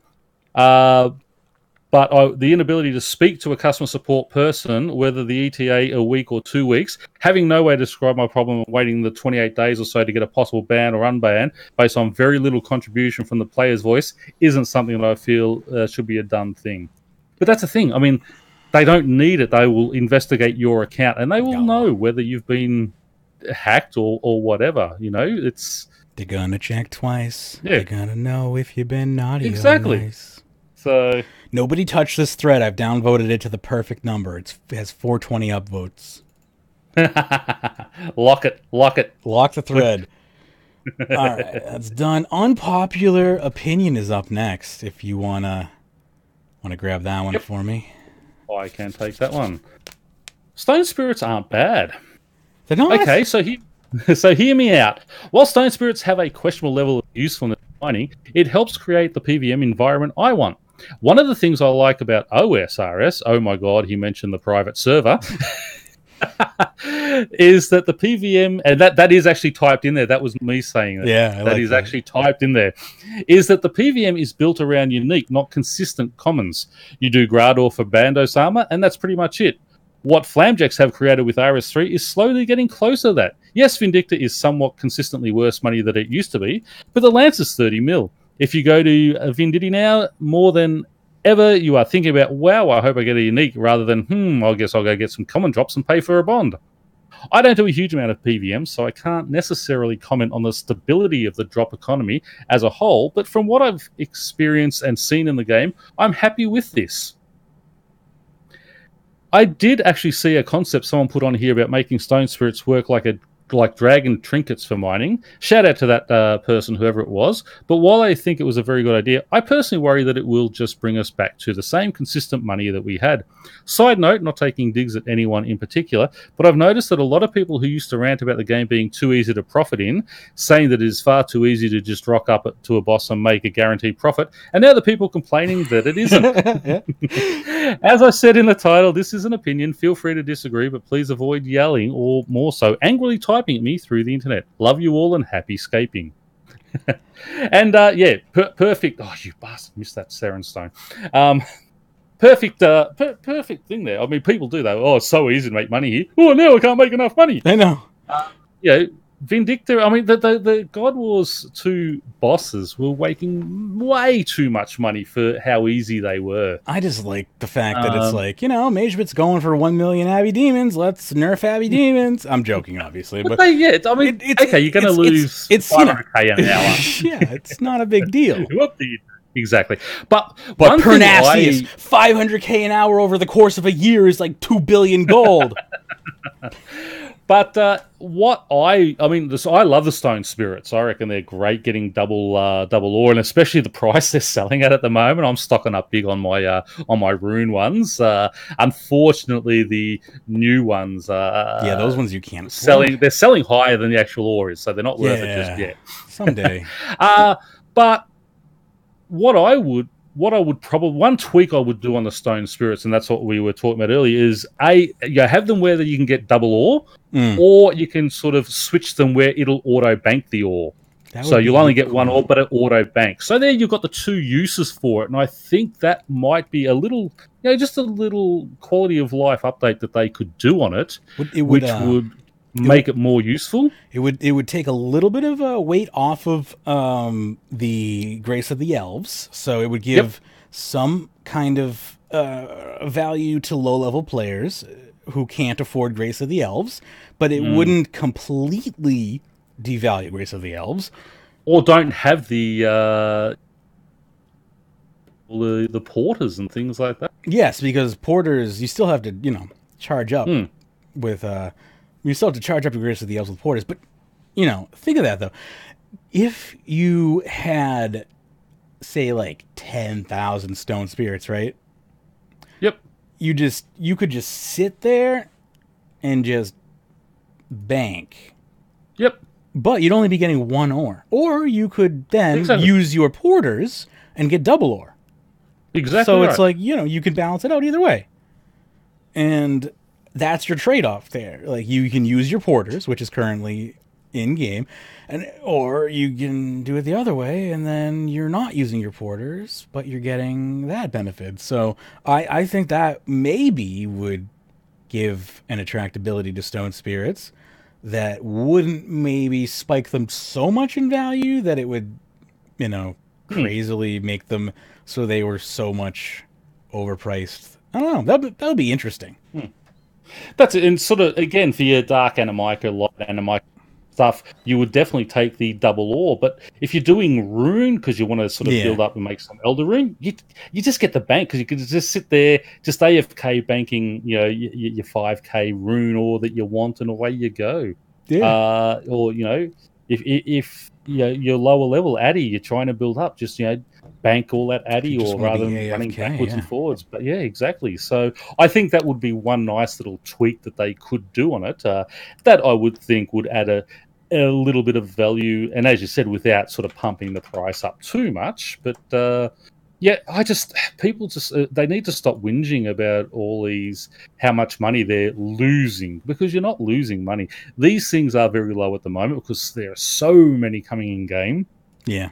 You're also looking at there's an excess of sort of rune or Addy or coal ore in the game at the moment, but give it 6 months, once all that ore that is already in game starts dispersing and people start chasing, having to mine and go for all these again because they're not, they don't have all those drops in reserve. I think you'll find that they will start creeping up, and they are going to be useful to miners. Miners are going to take them. If they're 60% of the value of the ore, even up to 70% of the value of the ore, they're going to buy them because they're still making that 30% profit by getting double ore and going on. And alternatively, those lower ones, if they're banking, just bang, bang, bang, and it just banks it all, as you said, AFKing. So, this has been a great update, and I know Ice Cold Killer says in chat, Vindity sucks ass. All my drops so far are 70 to 40k, but still, if you add that up over that sort of hour that you're down there, I mean, a kill takes 2.5 minutes, 3 minutes down there at most. That's still 6 or 7 mil an hour for a fairly easy boss, and you have that chance of getting that Dragonlance. All of a sudden, bang, you're up 30 mil. The bosses are where they need to be now. That drop in the profit margins there is what it needs to be. Yeah, the slow over time money is not really supposed to come from the larger bosses. They're supposed to have the big money drops. At least that was the initial plan. God Wars Dungeon 2 aren't top tier bosses. They are mid tier bosses. Yeah, what I mean is larger bosses. The big boss, like opposed to Slayer monsters and Slayer bosses. So God Wars bosses, including God Wars 1, those are bosses, versus Slayer monsters and Slayer bosses. Like, I haven't fought Magister, and Legios, those types of things, so I haven't. Those are considered Slayer bosses, but I honestly think that they might have the difficulty to be considered actual boss monsters. Bosses, yeah. Yeah. So, but those types of bosses are supposed to have boss drops where you don't necessarily survive off of the actual drops that they drop. The drops that they drop are, not necessarily supposed to be terrible. They're supposed to help you break even sometimes. Maybe sometimes you get a little help maybe with your food to stay at the boss longer. And sometimes you don't even break even. But later down the road, even you get their rare drop and all that's supposed to come rushing back to you, and that's what's supposed to feel great about it. But Jagex hasn't been doing that for the past forever, and they've kind of cultured a different ecosystem that is very foreign to MMOs, and now we have this really unbalanced system that doesn't work for skillers or anything really, and I don't know how to fix it, because now you have this PVM community that is expecting all of these concessions, and you have this skilling community that is expecting this normal life cycle to exist this normal ecosystem of coexisting to just happen, this normal symbiosis. But PVM is expecting this parasitic relationship to exist. And again, I mean, Ice Cold Killer, and I'm not having a shot at you. Your gear costs 450k an hour to use. When I go to Vindicta, I just use the basic God Wars 2 armor. It is unaugmented. The only augmented thing is my weapon. And, I get 2 or 3 minute kills down there. It doesn't cost me anywhere near 450k an hour. Yeah, I go through a little bit of food. Pots are probably the main one, is just my my Supreme Overloads. But, it's up to the individual. If you want to spend 450k an hour on gear, you can, but you also can spend 30k an hour on gear. If you don't, if you want to augment it and max everything out, then yes, it's going to cost you more. You are going to get quicker kills than me too, doing it that way. But I am happy with my 2 or 3 minute kills. And cost me virtually nothing to do. Yeah, I mean that's another kind of argument as far as, again, money making, depending on if you really like Vindicta, right? If that's something you enjoy doing and they've taken the money out of it and now you no longer enjoy doing it, maybe take a step back and think about what you actually enjoyed out of it. Did you enjoy making money or did you actually enjoy Vindicta? But that being said, I have similar issues at boxing where I need high level gear to defeat most bosses.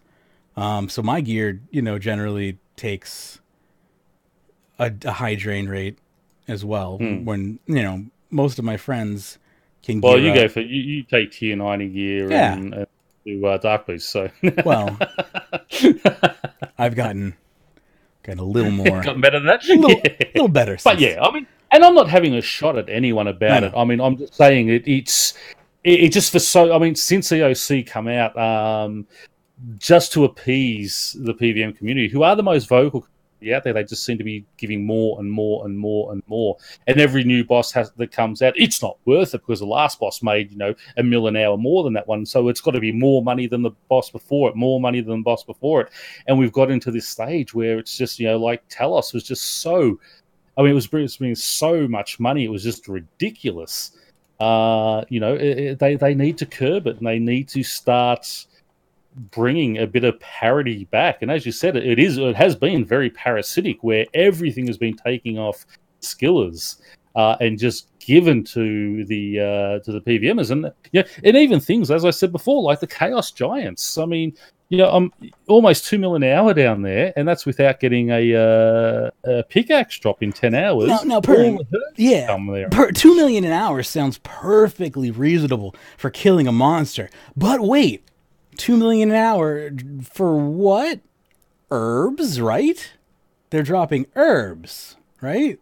That's what the money is right? Herbs. There was. I think it was 7 million in the 10 hours. And then the other thing there was 7 mil in coin. Okay. So basically because I had the spring cleaner, so it's breaking down. Sure. Whatever coin drops as such. So make 6 mil. You make 6 mil in the wildy, and that's great because the wilderness should be 6 million an hour because there is a high risk there. I don't consider Vindicta a high-risk boss. I would call it a mid-tier boss. Yeah, I mean, as far as it making 70 to 40k an hour, should probably make more than that. Should make like 1 to 2 million an hour. But no, he wasn't saying 70k an hour. It's per kill. Oh, per kill. Okay. Yeah. Gotcha. My bad. Either way. Yeah, poor Vindicta, popular boss. But Madman over here saying, stop all updates to fix Stone Spirits. How many more people need to complain about Stone Spirits before they need to be fixed? Saying, I would rather no updates in the game for 6 months to fix Stone Spirits. They are worthless crap. So that's a pretty big hyperbole. I don't know, like, so 6. I mean, obviously they're being a little hyperbolic, but I don't know. I don't think you're going to see any major changes to stone spirits anytime soon. I know a lot of people are salty about them, but I just don't think it's going to happen. Would you like to read the next post for me here? Leprechaun composting patches. This is by Caustic X 1989. Can we please get a better update to allow us to pick what farming patches the leprechaun compost for you? Like for instance, I use Ultra Compost on my herbs and allotment patches and pay him to do so. But when it comes to flower patches, because I pay him in Ultra Compost for my herb and allotments, when I go to plant a new... I wish he would not use double O every time. Go to plant a new limpwort root in the flower patch, he will use Ultra Compost on that as well, which is ridiculously expensive when Ultra Compost is around 10k a bucket, and even with Ultra Compost, you still only get 3 limpwort roots per flower patch, when super or normal compost will work just as well and save you GP. So please, can we get an update to this function that gives us the option of paying and picking what farming patches he composts with what? Like if you want to only Ultra Compost on your herbs, trees and fruit patches, and regular compost or super compost on your allotments and flower patches, etc. Makes sense. You just talk to the leprechaun and like an interface pops up with the, the overhead farm patch view, and you can just select the allotments you want. Little green overview pops up when you pick a thing. Deselect, select. Easy peasy. Fix it. To save that 1 second per patch, I just carry my own buckets of compost and use it. Because he charge. I mean, I was going to say, forget saving it's the money. It still costs you like 10,000 per patch to pay him to compost it for you. I'm a cheap bitch. Of that cost, exactly. I'm a cheap bitch. I'm a cheap date. That compost, I could pour it in the patch myself. I got muscles in my arms. The hell's wrong with you millennials? You can't pour a bucket of goddamn poop? All right, let's see what's going on here. I found out the other day that I am technically a millennial, and that makes me sad. Ah. I'm like on the cusp, though. I don't have to identify as a millennial if I don't want to. I'm an old man, so it doesn't matter. Yeah, it's up to it's like it's a choice apparently. See, I'm a 1970 baby, so I'm sort of in between the two. Well, here's the thing: I was born in 1988, but so like I was raised. Yeah, as a millennial. Yeah, I was raised on the cusp of the millennia. So, like I remember a time when the internet didn't exist. But like for like a few years. See, saying you're 30 and myself 48, you sort of it's not too bad. But when you say you're born in 1980, I was 18 when you were born. It's just like that's not right. Yeah. So it's it's a little discrepancy in age, but when you become an adult, it doesn't matter anymore. Yeah, that's it. Yeah, but that's what I mean. You're 30, I'm 48. Yeah, no big deal. You could have checked me out of my daycare, Yeah, well, when you say, I was born in 1988 and I'm sitting, Jesus Christ, that was my 18th birthday. Yeah, you could have, like, for your 18th birthday, you could have come down, checked me out of preschool, and we could, just kidding. Anyway. Actually, I don't know if I told this story before. On my 18th birthday, it was, I went to a nightclub with friends, and I knew the bouncer on the door goes, sorry, Danny. He says, yes, and the cops are inside. We've got to ID everyone tonight. Oh, no. And I'm going, because I've been going there for like 2 or 3 years. 18-year-old. 18 is a drinking age here in Australia, but I was going to the pub since I was like 15. I go, no worries. So I've pulled out my identifications, big smile on my face, proudly handed over. It's my 18th birthday today. It was a Saturday. And he's taking a look at it. He's going, hang on. And he's adding up on his fingers. He's going, you're 18 today. I said, yeah. He goes, you've been coming here for 2 years. I said, yeah. It's the first time I had been ID'd, going to this pub pretty much every weekend. Since I was like 15 or 16. First time I got ID'd was the night of my 18th birthday. And he didn't realize it? No, you said yeah, because I was always looked older for my age, and I hung out with the people I hung around with, my cousin and all his mates. Yeah, they were all 3 or 4 years older than me. So he just happened to ID you personally out of all your mates today. Not on that. No, on that they were IDing everyone. Yeah, were inside. They had undercover cops inside. Yeah, so they were just IDing everyone to make sure they had no drinkers that night. That's great. Awesome. And you, oh wow, that's awesome. But the look on his face, and he's like, I should not let you in just for that. I said, come on, my 18th birthday, I've got to celebrate, and yeah. That's so good. Oh, that was. So yeah, I don't know if I told that one before. No, you have not told. That's a brand new one. That's a brand new one. So there you go. Anyway, Stillo wants to know if he's crazy enough to start playing. Hi all. I was crazy enough to start playing RS a few days ago. Yes, this is the very first time I've played RS. Yes, in 2019. Am I crazy? Perhaps. I'm just looking for a new, true MMORPG experience, something I've been longing for years now, and I don't know that I'm not the only one.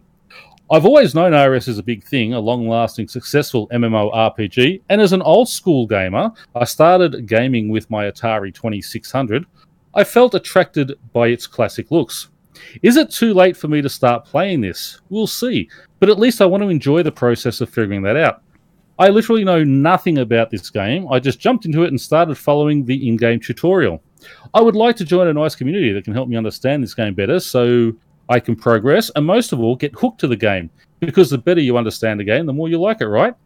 Especially if it's a complex, deep game such as RS. Is there still room for a crazy newcomer like me in this game? So I just wanted to share that. Go away.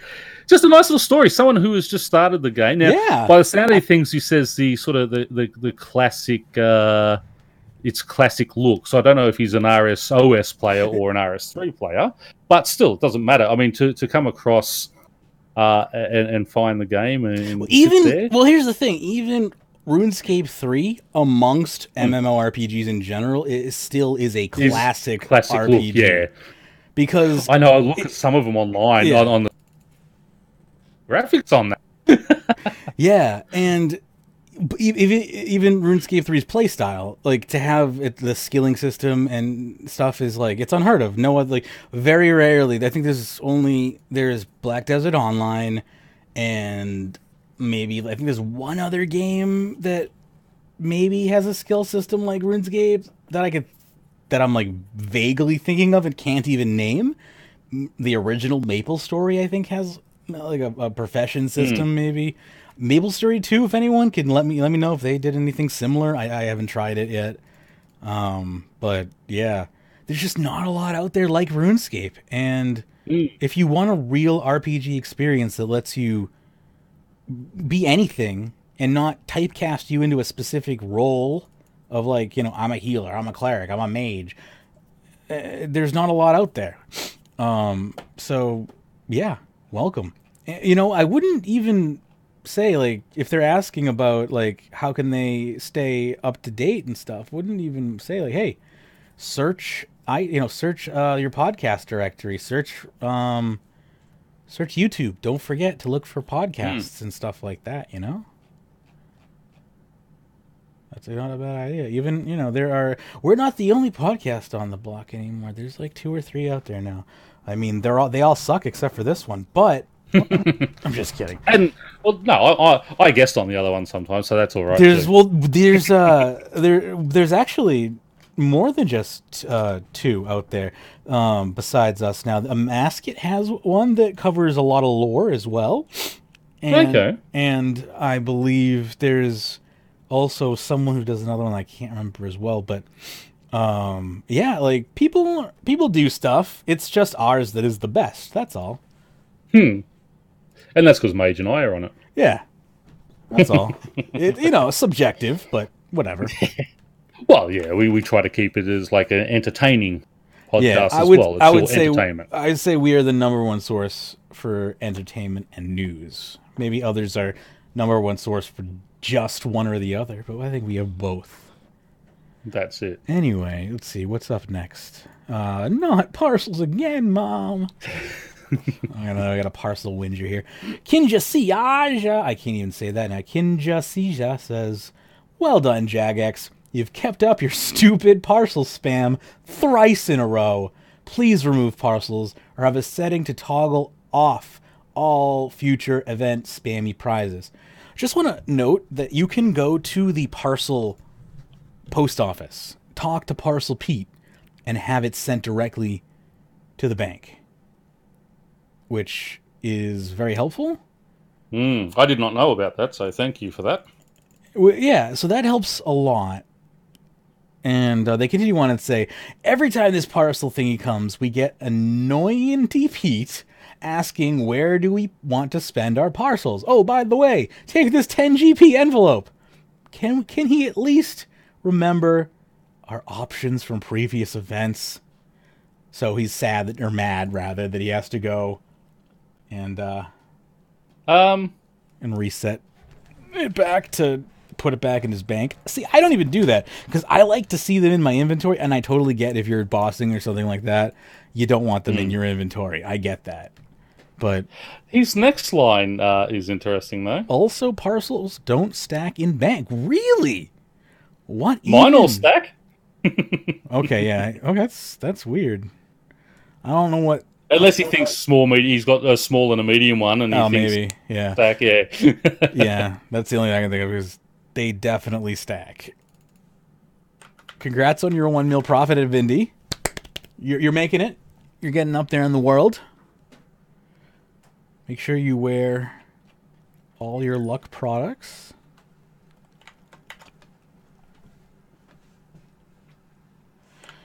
Let us see. What is next up here? We got. I just like the first pose, the first answer. What? Overreact much? I know, right? Why not? Oh God, we're going into Jeremy Cheng territory, aren't we? I have to log in. That's all I know. If I have to log in, it's either Blackwing or a Jeremy Cheng post. Yes, it's the Blackwing post. Why not invest back? Okay. All the monetization that Jagex has implemented was supposed to be done so that the game updates could be even better and more frequent. But with the Solomon Store competition winners announced and the winning entries developed, we once again see it's not the case.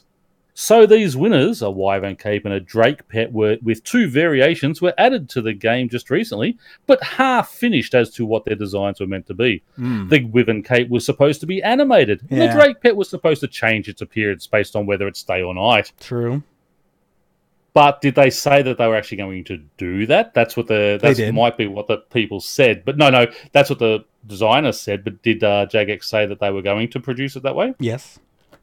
They did? Okay. Yep. Let me get this straight. The year is 2019. The company is a decently established game development house that has made enormous profits for a few years now. And yet, said company cannot make a day-night system or even animate a cape. Yep. Caveat. They did say it was contingent upon the tech being available. And the tech is not available. That being said, if the tech wasn't available, they were not going to release the designs. So I think the compromise was that they were just going to release the designs in a compromised form. But continue reading. Yep. The former is far from being revolutionary, and the latter even less so. And we're supposed to pay extra money for the lack of them instead of acquire membership. It's quite clear that you guys aren't investing enough back in the game, if at all. And even though the new post says we at Jagex hope to revisit both of these winning entries in the future so these fantastic items can meet their creators' visions, let's be honest here. Even if you do eventually start investing back into the game, you aren't going back to these items that already exist, are you, Jagex? Since by then you'll have already made all that extra cash from them, and you'll probably make something new instead so you can get even more of that MTX money. Just disheartening as all because the concept art looks sick, and the in-game appearances are decent too. It's just that they're half finished and likely always will. Mm-hmm. And that's our resident whinger, Blackwing. I didn't give Go ahead, sorry. No, he's the one who's always... He didn't actually post at all last week's patch notes because he wasn't first to say, where's the updates?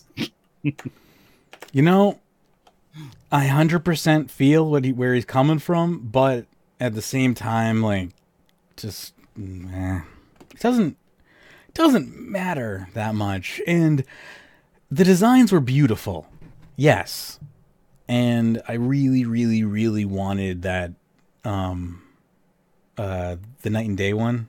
It was really pretty, and I really wanted the pretty sparkly night form, because all you have to do is just open up the skybox. What do we need here? How about we got a dusk one? Here you go. Look, now it's nighttime. Done. Problem solved. It's now, why couldn't it just be? Why can't the pet be night? Why can't it be at night right now? I get it. I understand. There's more technical hurdles than just that. So obviously the tech was not developed. We don't have a day-night cycle, nor do we have the ability to animate a cape to that ability. What the problem was the rigging on the player model. It's not large enough, nor could it support a cape with wings that size. It would interfere with other player models, presumably. It would probably clip into other animations. So, how do you solve that issue? Well, obviously, Jagex had no, option at the moment. My assumption was they were waiting for their tool set to move completely over to Maya. And they were hoping to have that done by Q1 of 2019, which is obviously when they wanted to release those pets. Those pets have been released. Gonna take a wild guess and say they are not done switching over to Maya. That's all. Anyway, cool. Moving along. PvP Worlds. Let me go ahead and pop that sweet document open. You know what? I'm gonna have to open some of these like in a row. Yeah, but I knew there was a few of them there, so I opened them. Yeah, I'm gonna have to do that because now none of these are loading for me, unfortunately. Do you want me to read it? I might need you to read this one, and then I'll have to like prime load the next couple. Go ahead. Yeah. So this is by Bathori Arya, who says PvP Worlds. I'm a long-time RuneScape player now, and I've made this point before. Not all of us like to PvP. I understand that there is a PvP/PKer community. Some people love that part of the game, and I get that, but not all of us care for it. A large majority of the players that I've talked to, myself included, just want to play the game. We want to be able to do our skilling, bossing, quests, task diaries, etc. without being interrupted by some moron attacking us when we're not prepared and saying, GTF my wild, noob, and then camping so we just can't do our stuff. It's extremely frustrating and there is no way around that. Jagex needs to seriously do something about this. I'll leave what up to the creative teams, but I'm suggesting restricting PKing to the PvP-only worlds or events. In doing this, the players that truly love PvP would be able to, just as well, if not easier. The PvP community could come together on those worlds and kill each other to their heart's content. We've already got the PvP-only worlds, why not just make them useful? At this point, those worlds are not as PvP-heavy even. Because why would they be? It's easier just to go kill unprepared people to trying to runecraft. More money without having to actually have a skill. They got killed runecrafting. I thoroughly believe that doing this would improve gameplay overall for most, if not all, of the RS players. Non-PKers will be able to do things like wilderness quests, task diaries, abyss runecrafting, etc., without being hindered unnecessarily, and the players that look for the PvP encounters and PKing would be able to do so as much as they wanted to. Honestly, I'm shocked nothing like this has happened yet. I'm not saying that we need to completely get rid of PvP and PKing. I'm just saying that it should be more of an option to partake in it. Me and many others are tired of being subject to PKing when we have absolutely zero interest in it. If you love to PvP, PK, great, but don't make everyone do it. If you take away PKing, you have to take away Abyss runecrafting. I'm sorry, you can't have Abyss runecrafting without PKing. You can't have your cake and eat it too. Those XP rates are there because of the danger. Unless you create new danger. Well, they leave it, but you only get those higher rates on the PvP worlds. If you Oh do yeah, it, sure. you That's get fine. less rate. Yeah. That's fine. Yeah, if you want to leave Abyss Runecrafting to PvP worlds only, sure, that's great. I have no problem also with accelerated XP on PvP worlds. That's another idea that I'm fine with. It's not worked in previous places or No. times, but you could try that as well. Madman911, who we actually featured a post of, I think, previously, says, I'm a skiller and RuneScape was built on PK. My advice is more on. It is an integral part of the game. I prefer to keep it as is because PKing is gameplay. There are hundreds of spots to train on outside of the wild, now with more XP than the wild. And again, other than Lava Strike, weren't only found it. And I know people say, "Oh, you can do."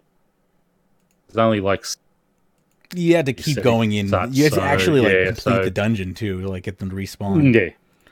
Exactly. So that's not really a viable option. It's no, exactly right. So other than that, I don't have any issue as long as I'm not forced out there. And as I said, I got my soul from there the day I got the soul. The kill I got the soul. I didn't even finish my Slayer task. I went and cancelled it. Got my just got my soul. Put it in the in the player owned dungeon and had never been back there again. I do my farm patch out there, and that's the only reason I go out there. I don't even do the criminal bolts out there at the moment. Opera Pleasant says to Madman, it says, right, I can agree there. Again, though, I'm not saying we should get rid of PKing. It's a big part of the game, and plenty of us love that. Oh, shit. Did I just lose power, or did one of my monitors just go out? Can you hear me still? I can hear, yeah. Okay, good. Whew. And one of my monitors just went out. I think one of my cables just went loose. But when my power goes out, both my side monitors go out. But my main monitor stays on because I have a battery backup. And so I just shitted bricks for a second there. Because the power in this house is a little janky. Oh, yeah. That was scary. Oh, all right, I gotta fix this monitor. If you wouldn't mind just taking over for a quick second and just that's the original poster says, right, I can agree. Again, though, I'm not saying we should get rid of PKing altogether. It's a big part of the game, and plenty of people love that. That's fine, but it should be restricted to the worlds they've already made. That way, people that do enjoy the PvP scene can do it as much as they please, but the players that don't care for it shouldn't have to be subjected to it. Now, again, I mean, I'm a proponent of this. That PKing is not a big part of the community. I mean, we've seen that there may be 3 or 4% of the community still really regularly do it. Draco Burns comes in and says, "I don't like bossing, so can that be removed?" Not all of us like the boss, so it only makes sense. No support. Just because you don't like it doesn't mean it needs to be removed.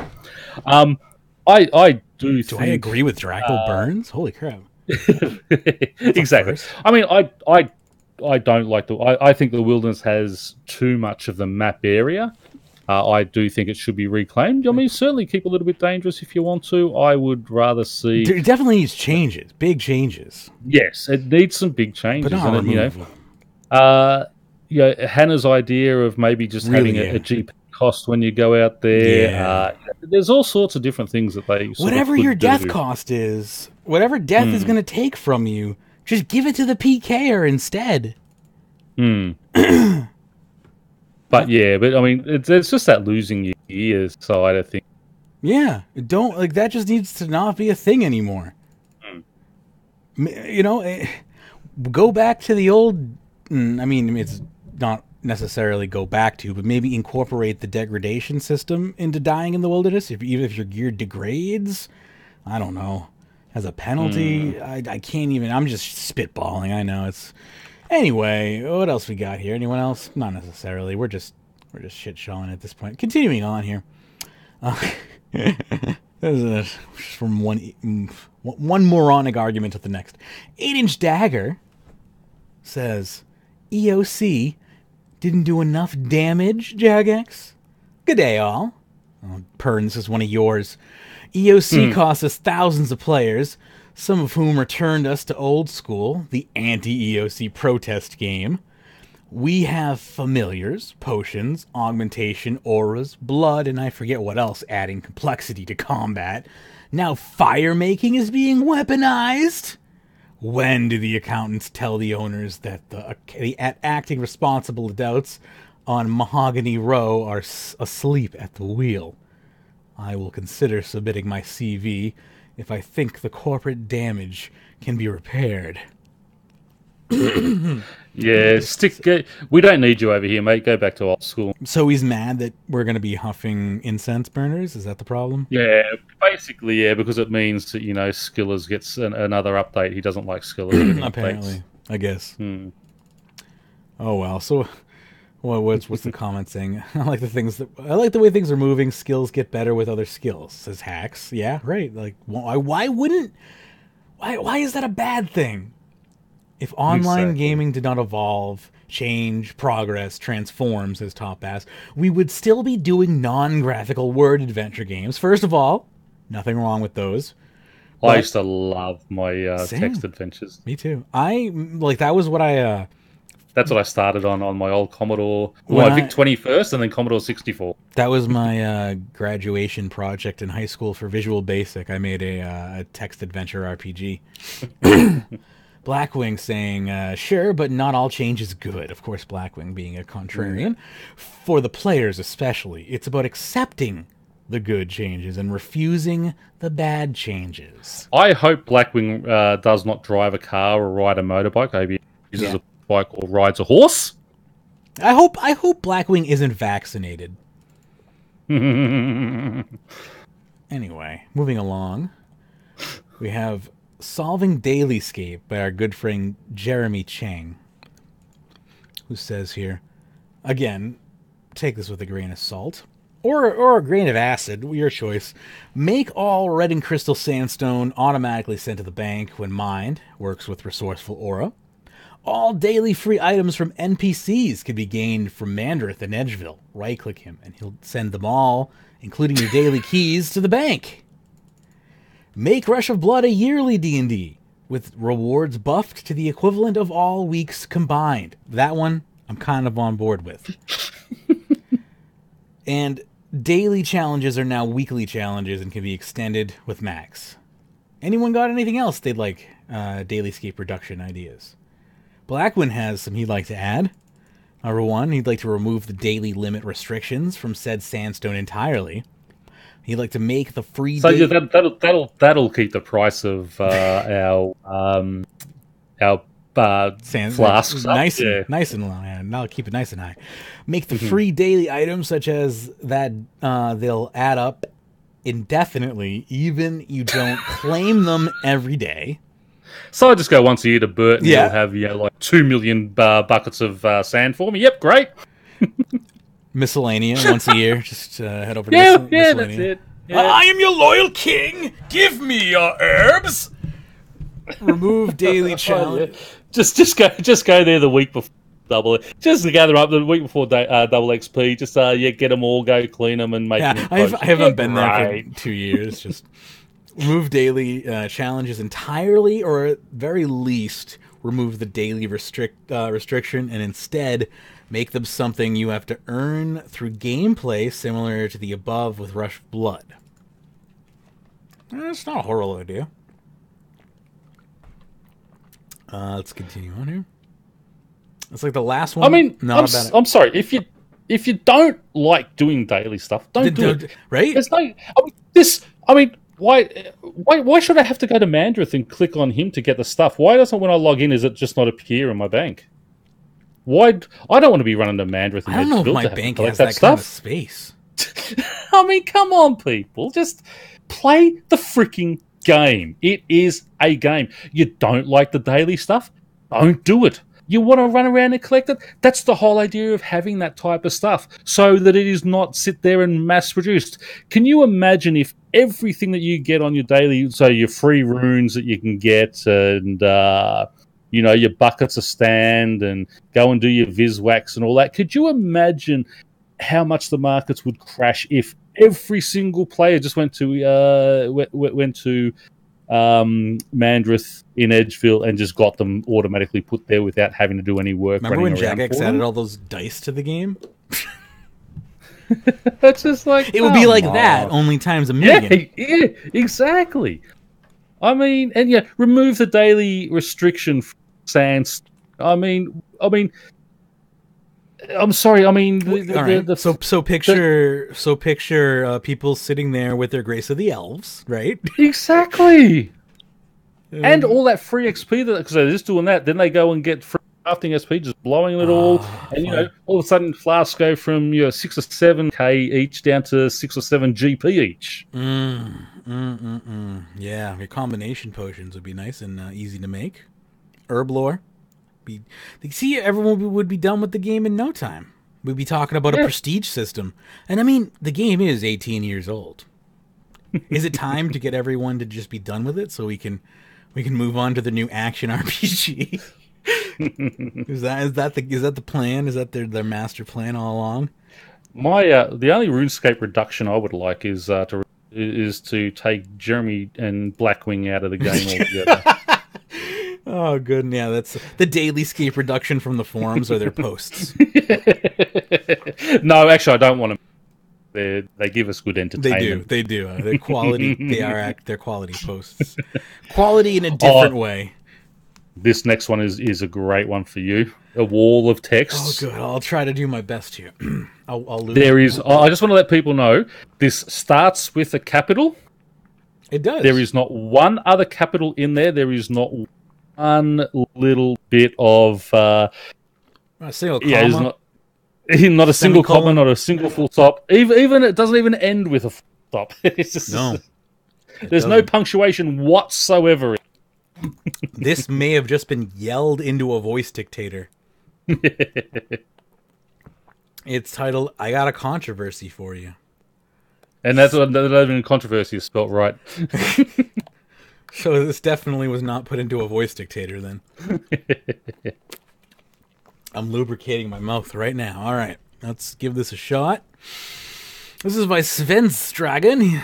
So let's see here. They say somebody buys a RuneFest pack for a friend and that friend gives the other friend money for safe food and everything else at RuneFest is the terms for a real-world trade, as you can't contradict said transaction, but ultimately against the rules if proven by a friend and they would buy it to be banned. Right, that just a point of a problem I see with what you said set up with your real-world trade policy, that you can be abused by all your rules. Then if someone were to take a friend's case as a point of reference and how the point of such vague information can persuade your judgment, you would be forced to ban said the players on the spot or have it splattered all over Reddit. Ultimately turned this little controversial touch into something that forces your hand into action in legal sense, if I've yet to see all it be addressed. But clearly you people are so on top of banning me solved so much, even though I've warned you. But now I see a few implementations from information I shared. There's no rules alignment shared of legal advice for someone to get an advantage of now, is there? So he's obviously got banned for real world trading with. Yeah, he real world traded something. Yeah, and now he's saying, well, if I buy a RuneFest pack for someone and then they give me money for food and accommodation to go to RuneFest with them, that's real world trading, and so why aren't they getting banned? You get sued for trying to do something like that. No, you screwed up. You real world traded in game. Stop carrying on. I mean, that is not what they're classing as real world trading, you dickhead. If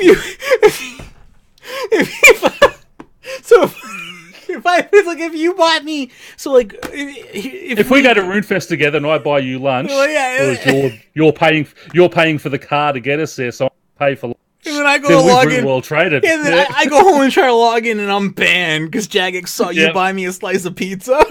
Yep. The fuck's wrong with this person?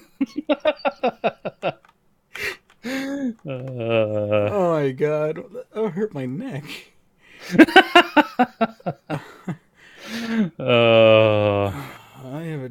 got 2 more posts left here. All right. Why? I just love it.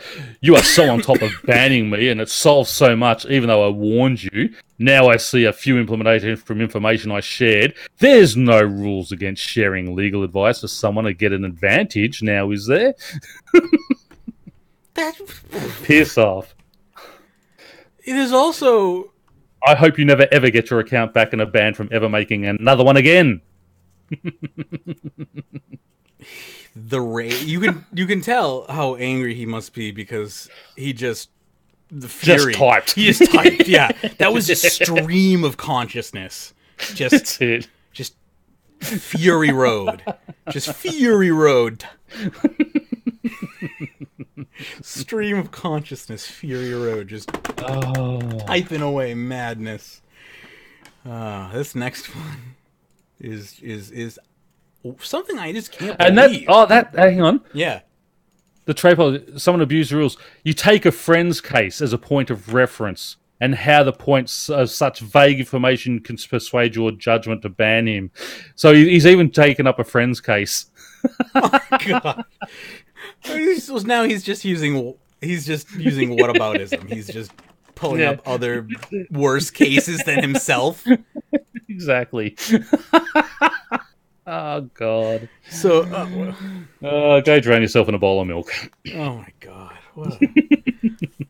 I mean, at least you're not this person who thinks RuneScape music sounds bad. At least, you know.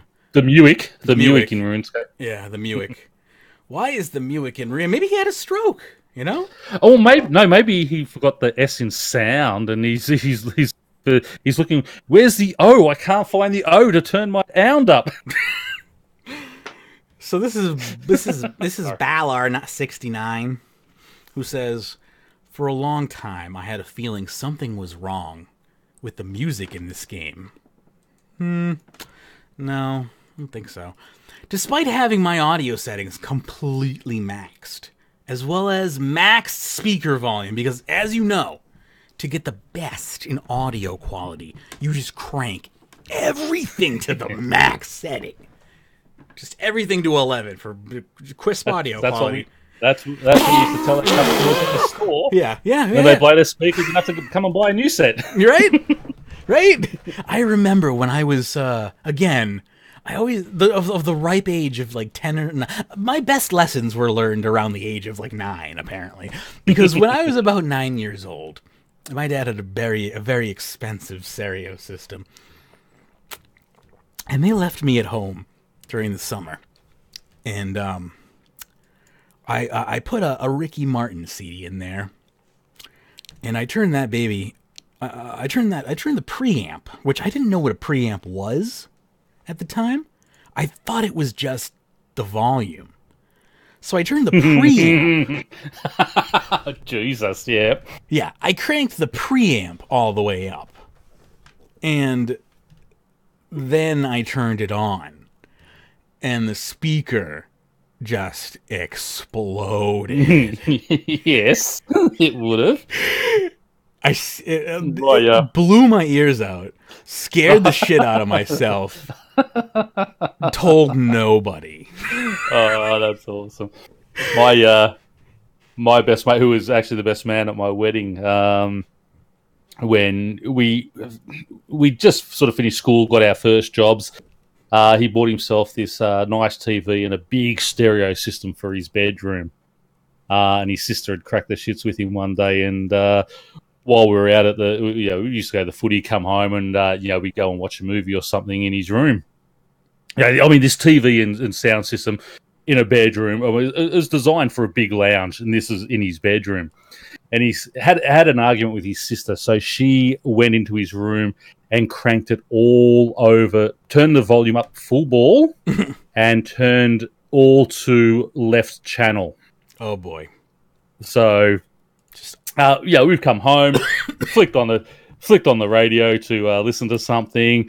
all out of one speaker. It actually shattered his window. Oh, wow. The sound that come out blew the speaker up, but imagine. actually shattered his window, the sound that come out of it. And, it was on for young and old. I mean, he almost beat the shit out of his sister. His dad was just sitting there holding him back. He was going nuts. I mean, he'd saved for months and months. To get this system. The speaker that I blew was like $800 at least. Yeah. It was just one speaker. But just to see his window shattered, and we were the same. I mean, I leapt about 6 foot into the air, and and just the look on his face, and his dad's holding him back, and So Dad's right. To her, right, you're buying him a new speaker. No, I'm not. Yeah, you are. It's reminding me of that. I haven't thought of that story in a long time. Oh, yeah. Music equipment. You gotta know what you're doing. She knew what she was doing. I didn't. She did it on purpose just to screw him over because he annoyed her. Oh, wow. Oh, that was on purpose. Yeah, she did it on purpose. Yeah, she went in there and did it. They'd had a fight, so she thought, right, so she's gone in there, turned it up. So while it's off... Did she know that it would, like... did she understand the consequences of her actions, the brevity? She was expecting it to blow up the speaker, or to blow up his sound system. She wasn't expecting the whole window to blow out. Oh, okay. No. She was a little bitch. She did that real on purpose. Wow. Okay. Expecting the speaker to even blow. That's She was the same one who. She used to put nails behind his car tires and things like that. Okay. Fair. Yeah. They'd argue over something, and she just do something like that, just go and put nails in his car tires and no time blow for up people like that. And she was like real vindictive. Oh, I got no time for people like that. No. Yeah. Anyway, why is the music in RuneScape 3 so bad? For a long time, I had a feeling something was wrong, so I jacked up everything to the max, and the music sounded weak, ambient, barely alive. First of all, ambient music is one of my favorite genres of music, so you're speaking to the wrong person. It was strange to me because I remember the times of RuneScape 2 when the music sounded crisp, strong, and took central stage during gameplay. And it turns out those memories were right. I tried logging into RuneScape of old school. I don't know why I said it like that. And the music sounded crisp and strong, just like I remembered it. So what the F happened to RuneScape 3? Why does its music sound so bad? Who thought this was a good idea? No wonder old school RuneScape is more popular. Yep, you figured it out. You got it. It was it's the orchestral scores that have driven everyone to old school RuneScape, not the nostalgia in the graphic. Yeah, it's you got it. All right. So please fix this, he says. Again. No, it doesn't feel empty and soulless. It doesn't feel empty and soulless like our RS3, which is really sad. Please fix this ASAP. Top Ass replies and says, my RuneScape 3 music is crisp and strong. Please check your settings. Right? Hack saying, I have all my sounds and turn up except for rare instances. I'm going to turn my settings on. Darby's got the best. Yeah. Go ahead. Darby's got the best to reply. Read it. Are you deaf? RS2 and probably OS use MIDI. Jagex actually records live instruments for RS3's music tracks now. That's the equivalent of saying this, play the site version, you'll need GP for the downloadable version. And he's got some Heart From Your Hate guitar is better than the original played on the real instruments. Oh, God. That's great. That's awesome.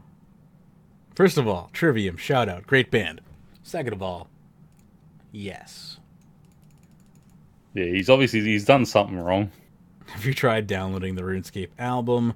Right? Like, how can you say the RuneScape music is... I don't know.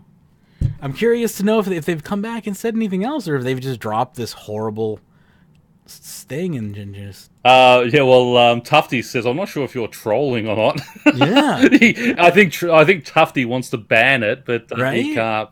Not sure. Yeah, Tough. Yeah, he wants to lock the post, but he doesn't know. We need Grant Kirkhope, says Kanoda. Everybody needs. He Grant hasn't Kirkhope. come back. He hasn't come back and said anything. Yeah. So I'd say he's. I think it might have been just trolling. Probably. We got one last post for the show, and it's called General Fishing. And it's by Xbox Kid 33, who says, I like how they worded it. I was an idiot, in parentheses, i.e., drunk. Just like, it's like their normal, like, everyday occurrence, you know. I was an idiot, drunk. like I'm always, basically. Yeah, I get drunk and then I'm an idiot. How I always am, basically. And typed in my password somewhere that was not the official RuneScape forum. I would just like to establish an official timeline to be safe. This is like a police report. I immediately after changed my password, which I don't use anywhere else. Which, good job.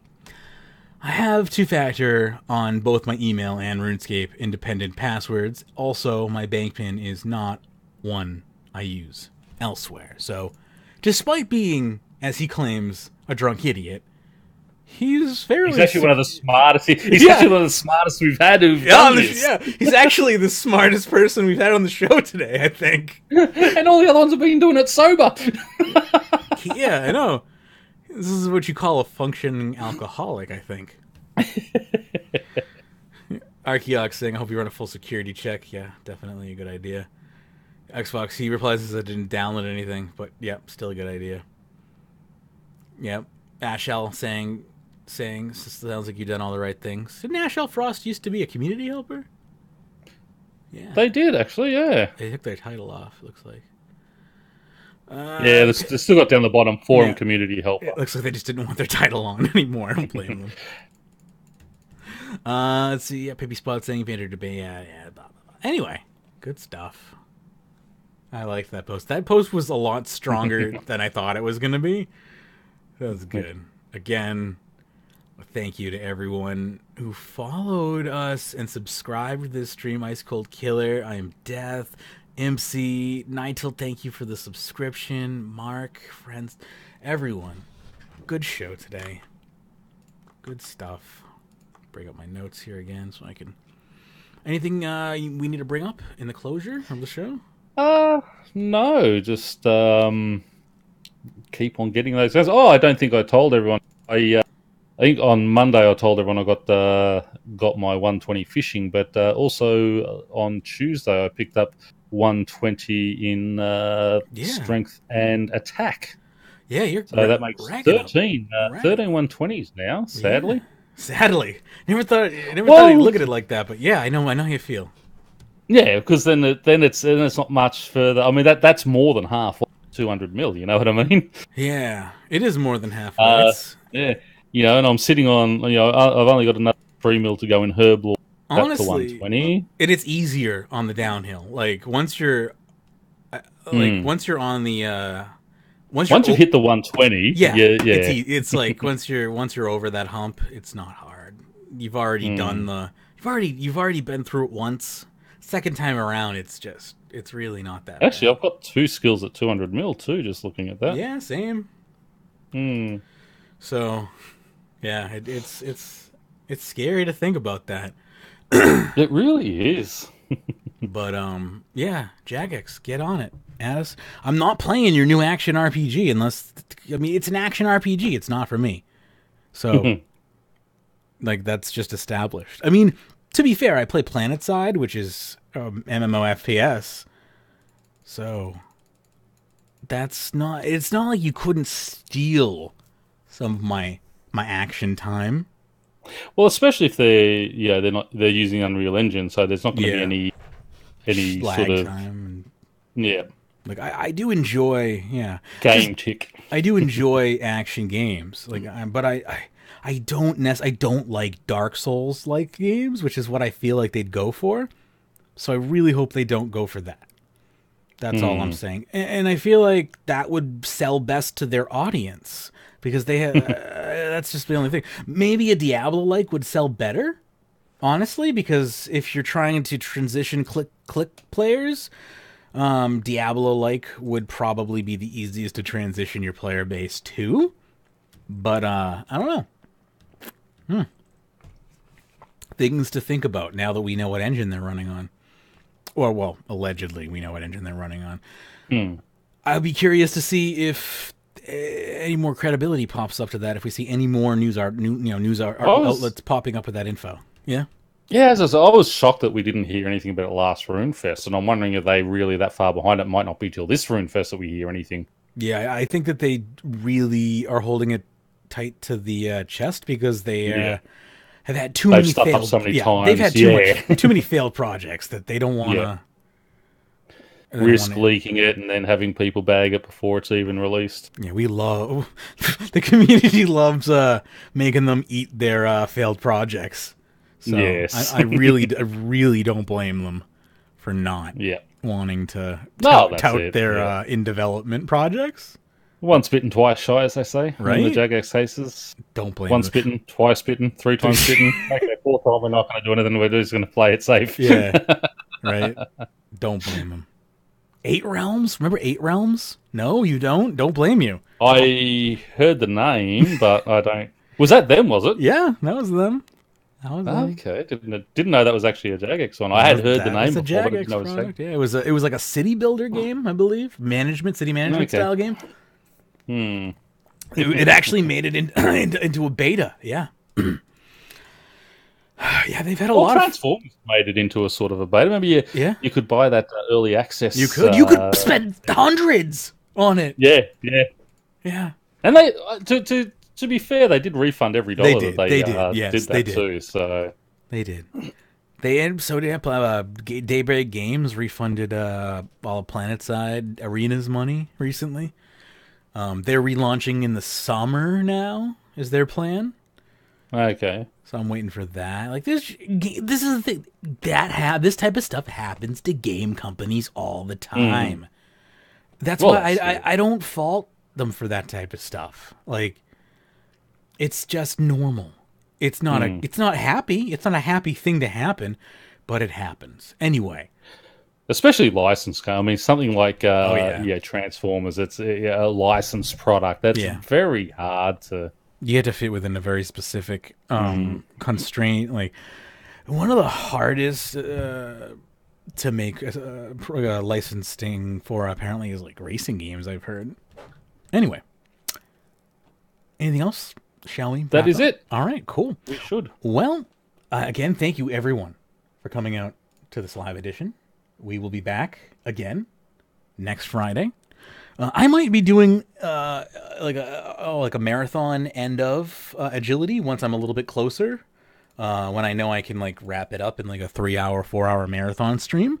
So be kind of on the lookout for that if you're following me. Maybe enable notifications or watch out for us on social media. Facebook.com/RSWeekly, or we're on Twitter as well at RSWeekly. You can also join us on Discord as well, runescape.chat in your web browser. That'll redirect you to our Discord client. Runescape.video, that'll bring you over to our YouTube channel. Our Twitch channel is twitch.tv/Magebit, or simply magebit.tv. If you can, remember to go over to runescape.video and subscribe to our YouTube channel and like the most recent episode of RuneScape Weekly. It does help us find new listeners as well. Also on iTunes as well, we are on there. If you can, leave us a rating. It does help us find new listeners in that arena. If you can, support the show over on Patreon, patreon.com/RuneScape. There will be a pre-show today. It was like a little over an hour, about an hour and 15 minutes. We discussed tons of topics, pretty much the entire show. By raging? Yeah, everything that was built today. We talked about how to run a successful criminal operation, mobile legal disclaimers for driving, why they removed the key interface, well, video game addiction versus gambling addictions, why not using how Jagex could possibly use AI for email, why you should start taking responsibility for your own security, March. How I like to take advantage of people who do have a gambling addiction and want to chase those losses and all sorts of things. Yep. Why March is the shittiest month of the year, and yes. The farm. We talk about a bit about the farm, space-time ordering of posts, maybe some stone, and more, plenty more. Patreon.com/RuneScape to support us there. And that's that whole thing required me to basically switch over to an entire other document, so that kind of derailed me slightly. I forgot I take notes now. But yeah, that's pretty cool. So thank you so much to everyone who supports the show. Big special thanks to our top patrons, including Sudwood, Ricky A, Michael K, and 15 others. Also, if you want to support my personal projects, I have a personal Patreon going on now at magebit.me. You can get microblogs as well as poetry and audio logs as well. I post monthly free audio logs and all sorts of stuff over there. Magebit.me. I urge you to check it out. Anyway, that's going to do it for this episode of RuneScape Weekly. We'll be back next week to do it all over again. Thank you so much, and happy scaping. Stay tuned for reruns, and if you missed any of the beginning of the show, it'll be right after this.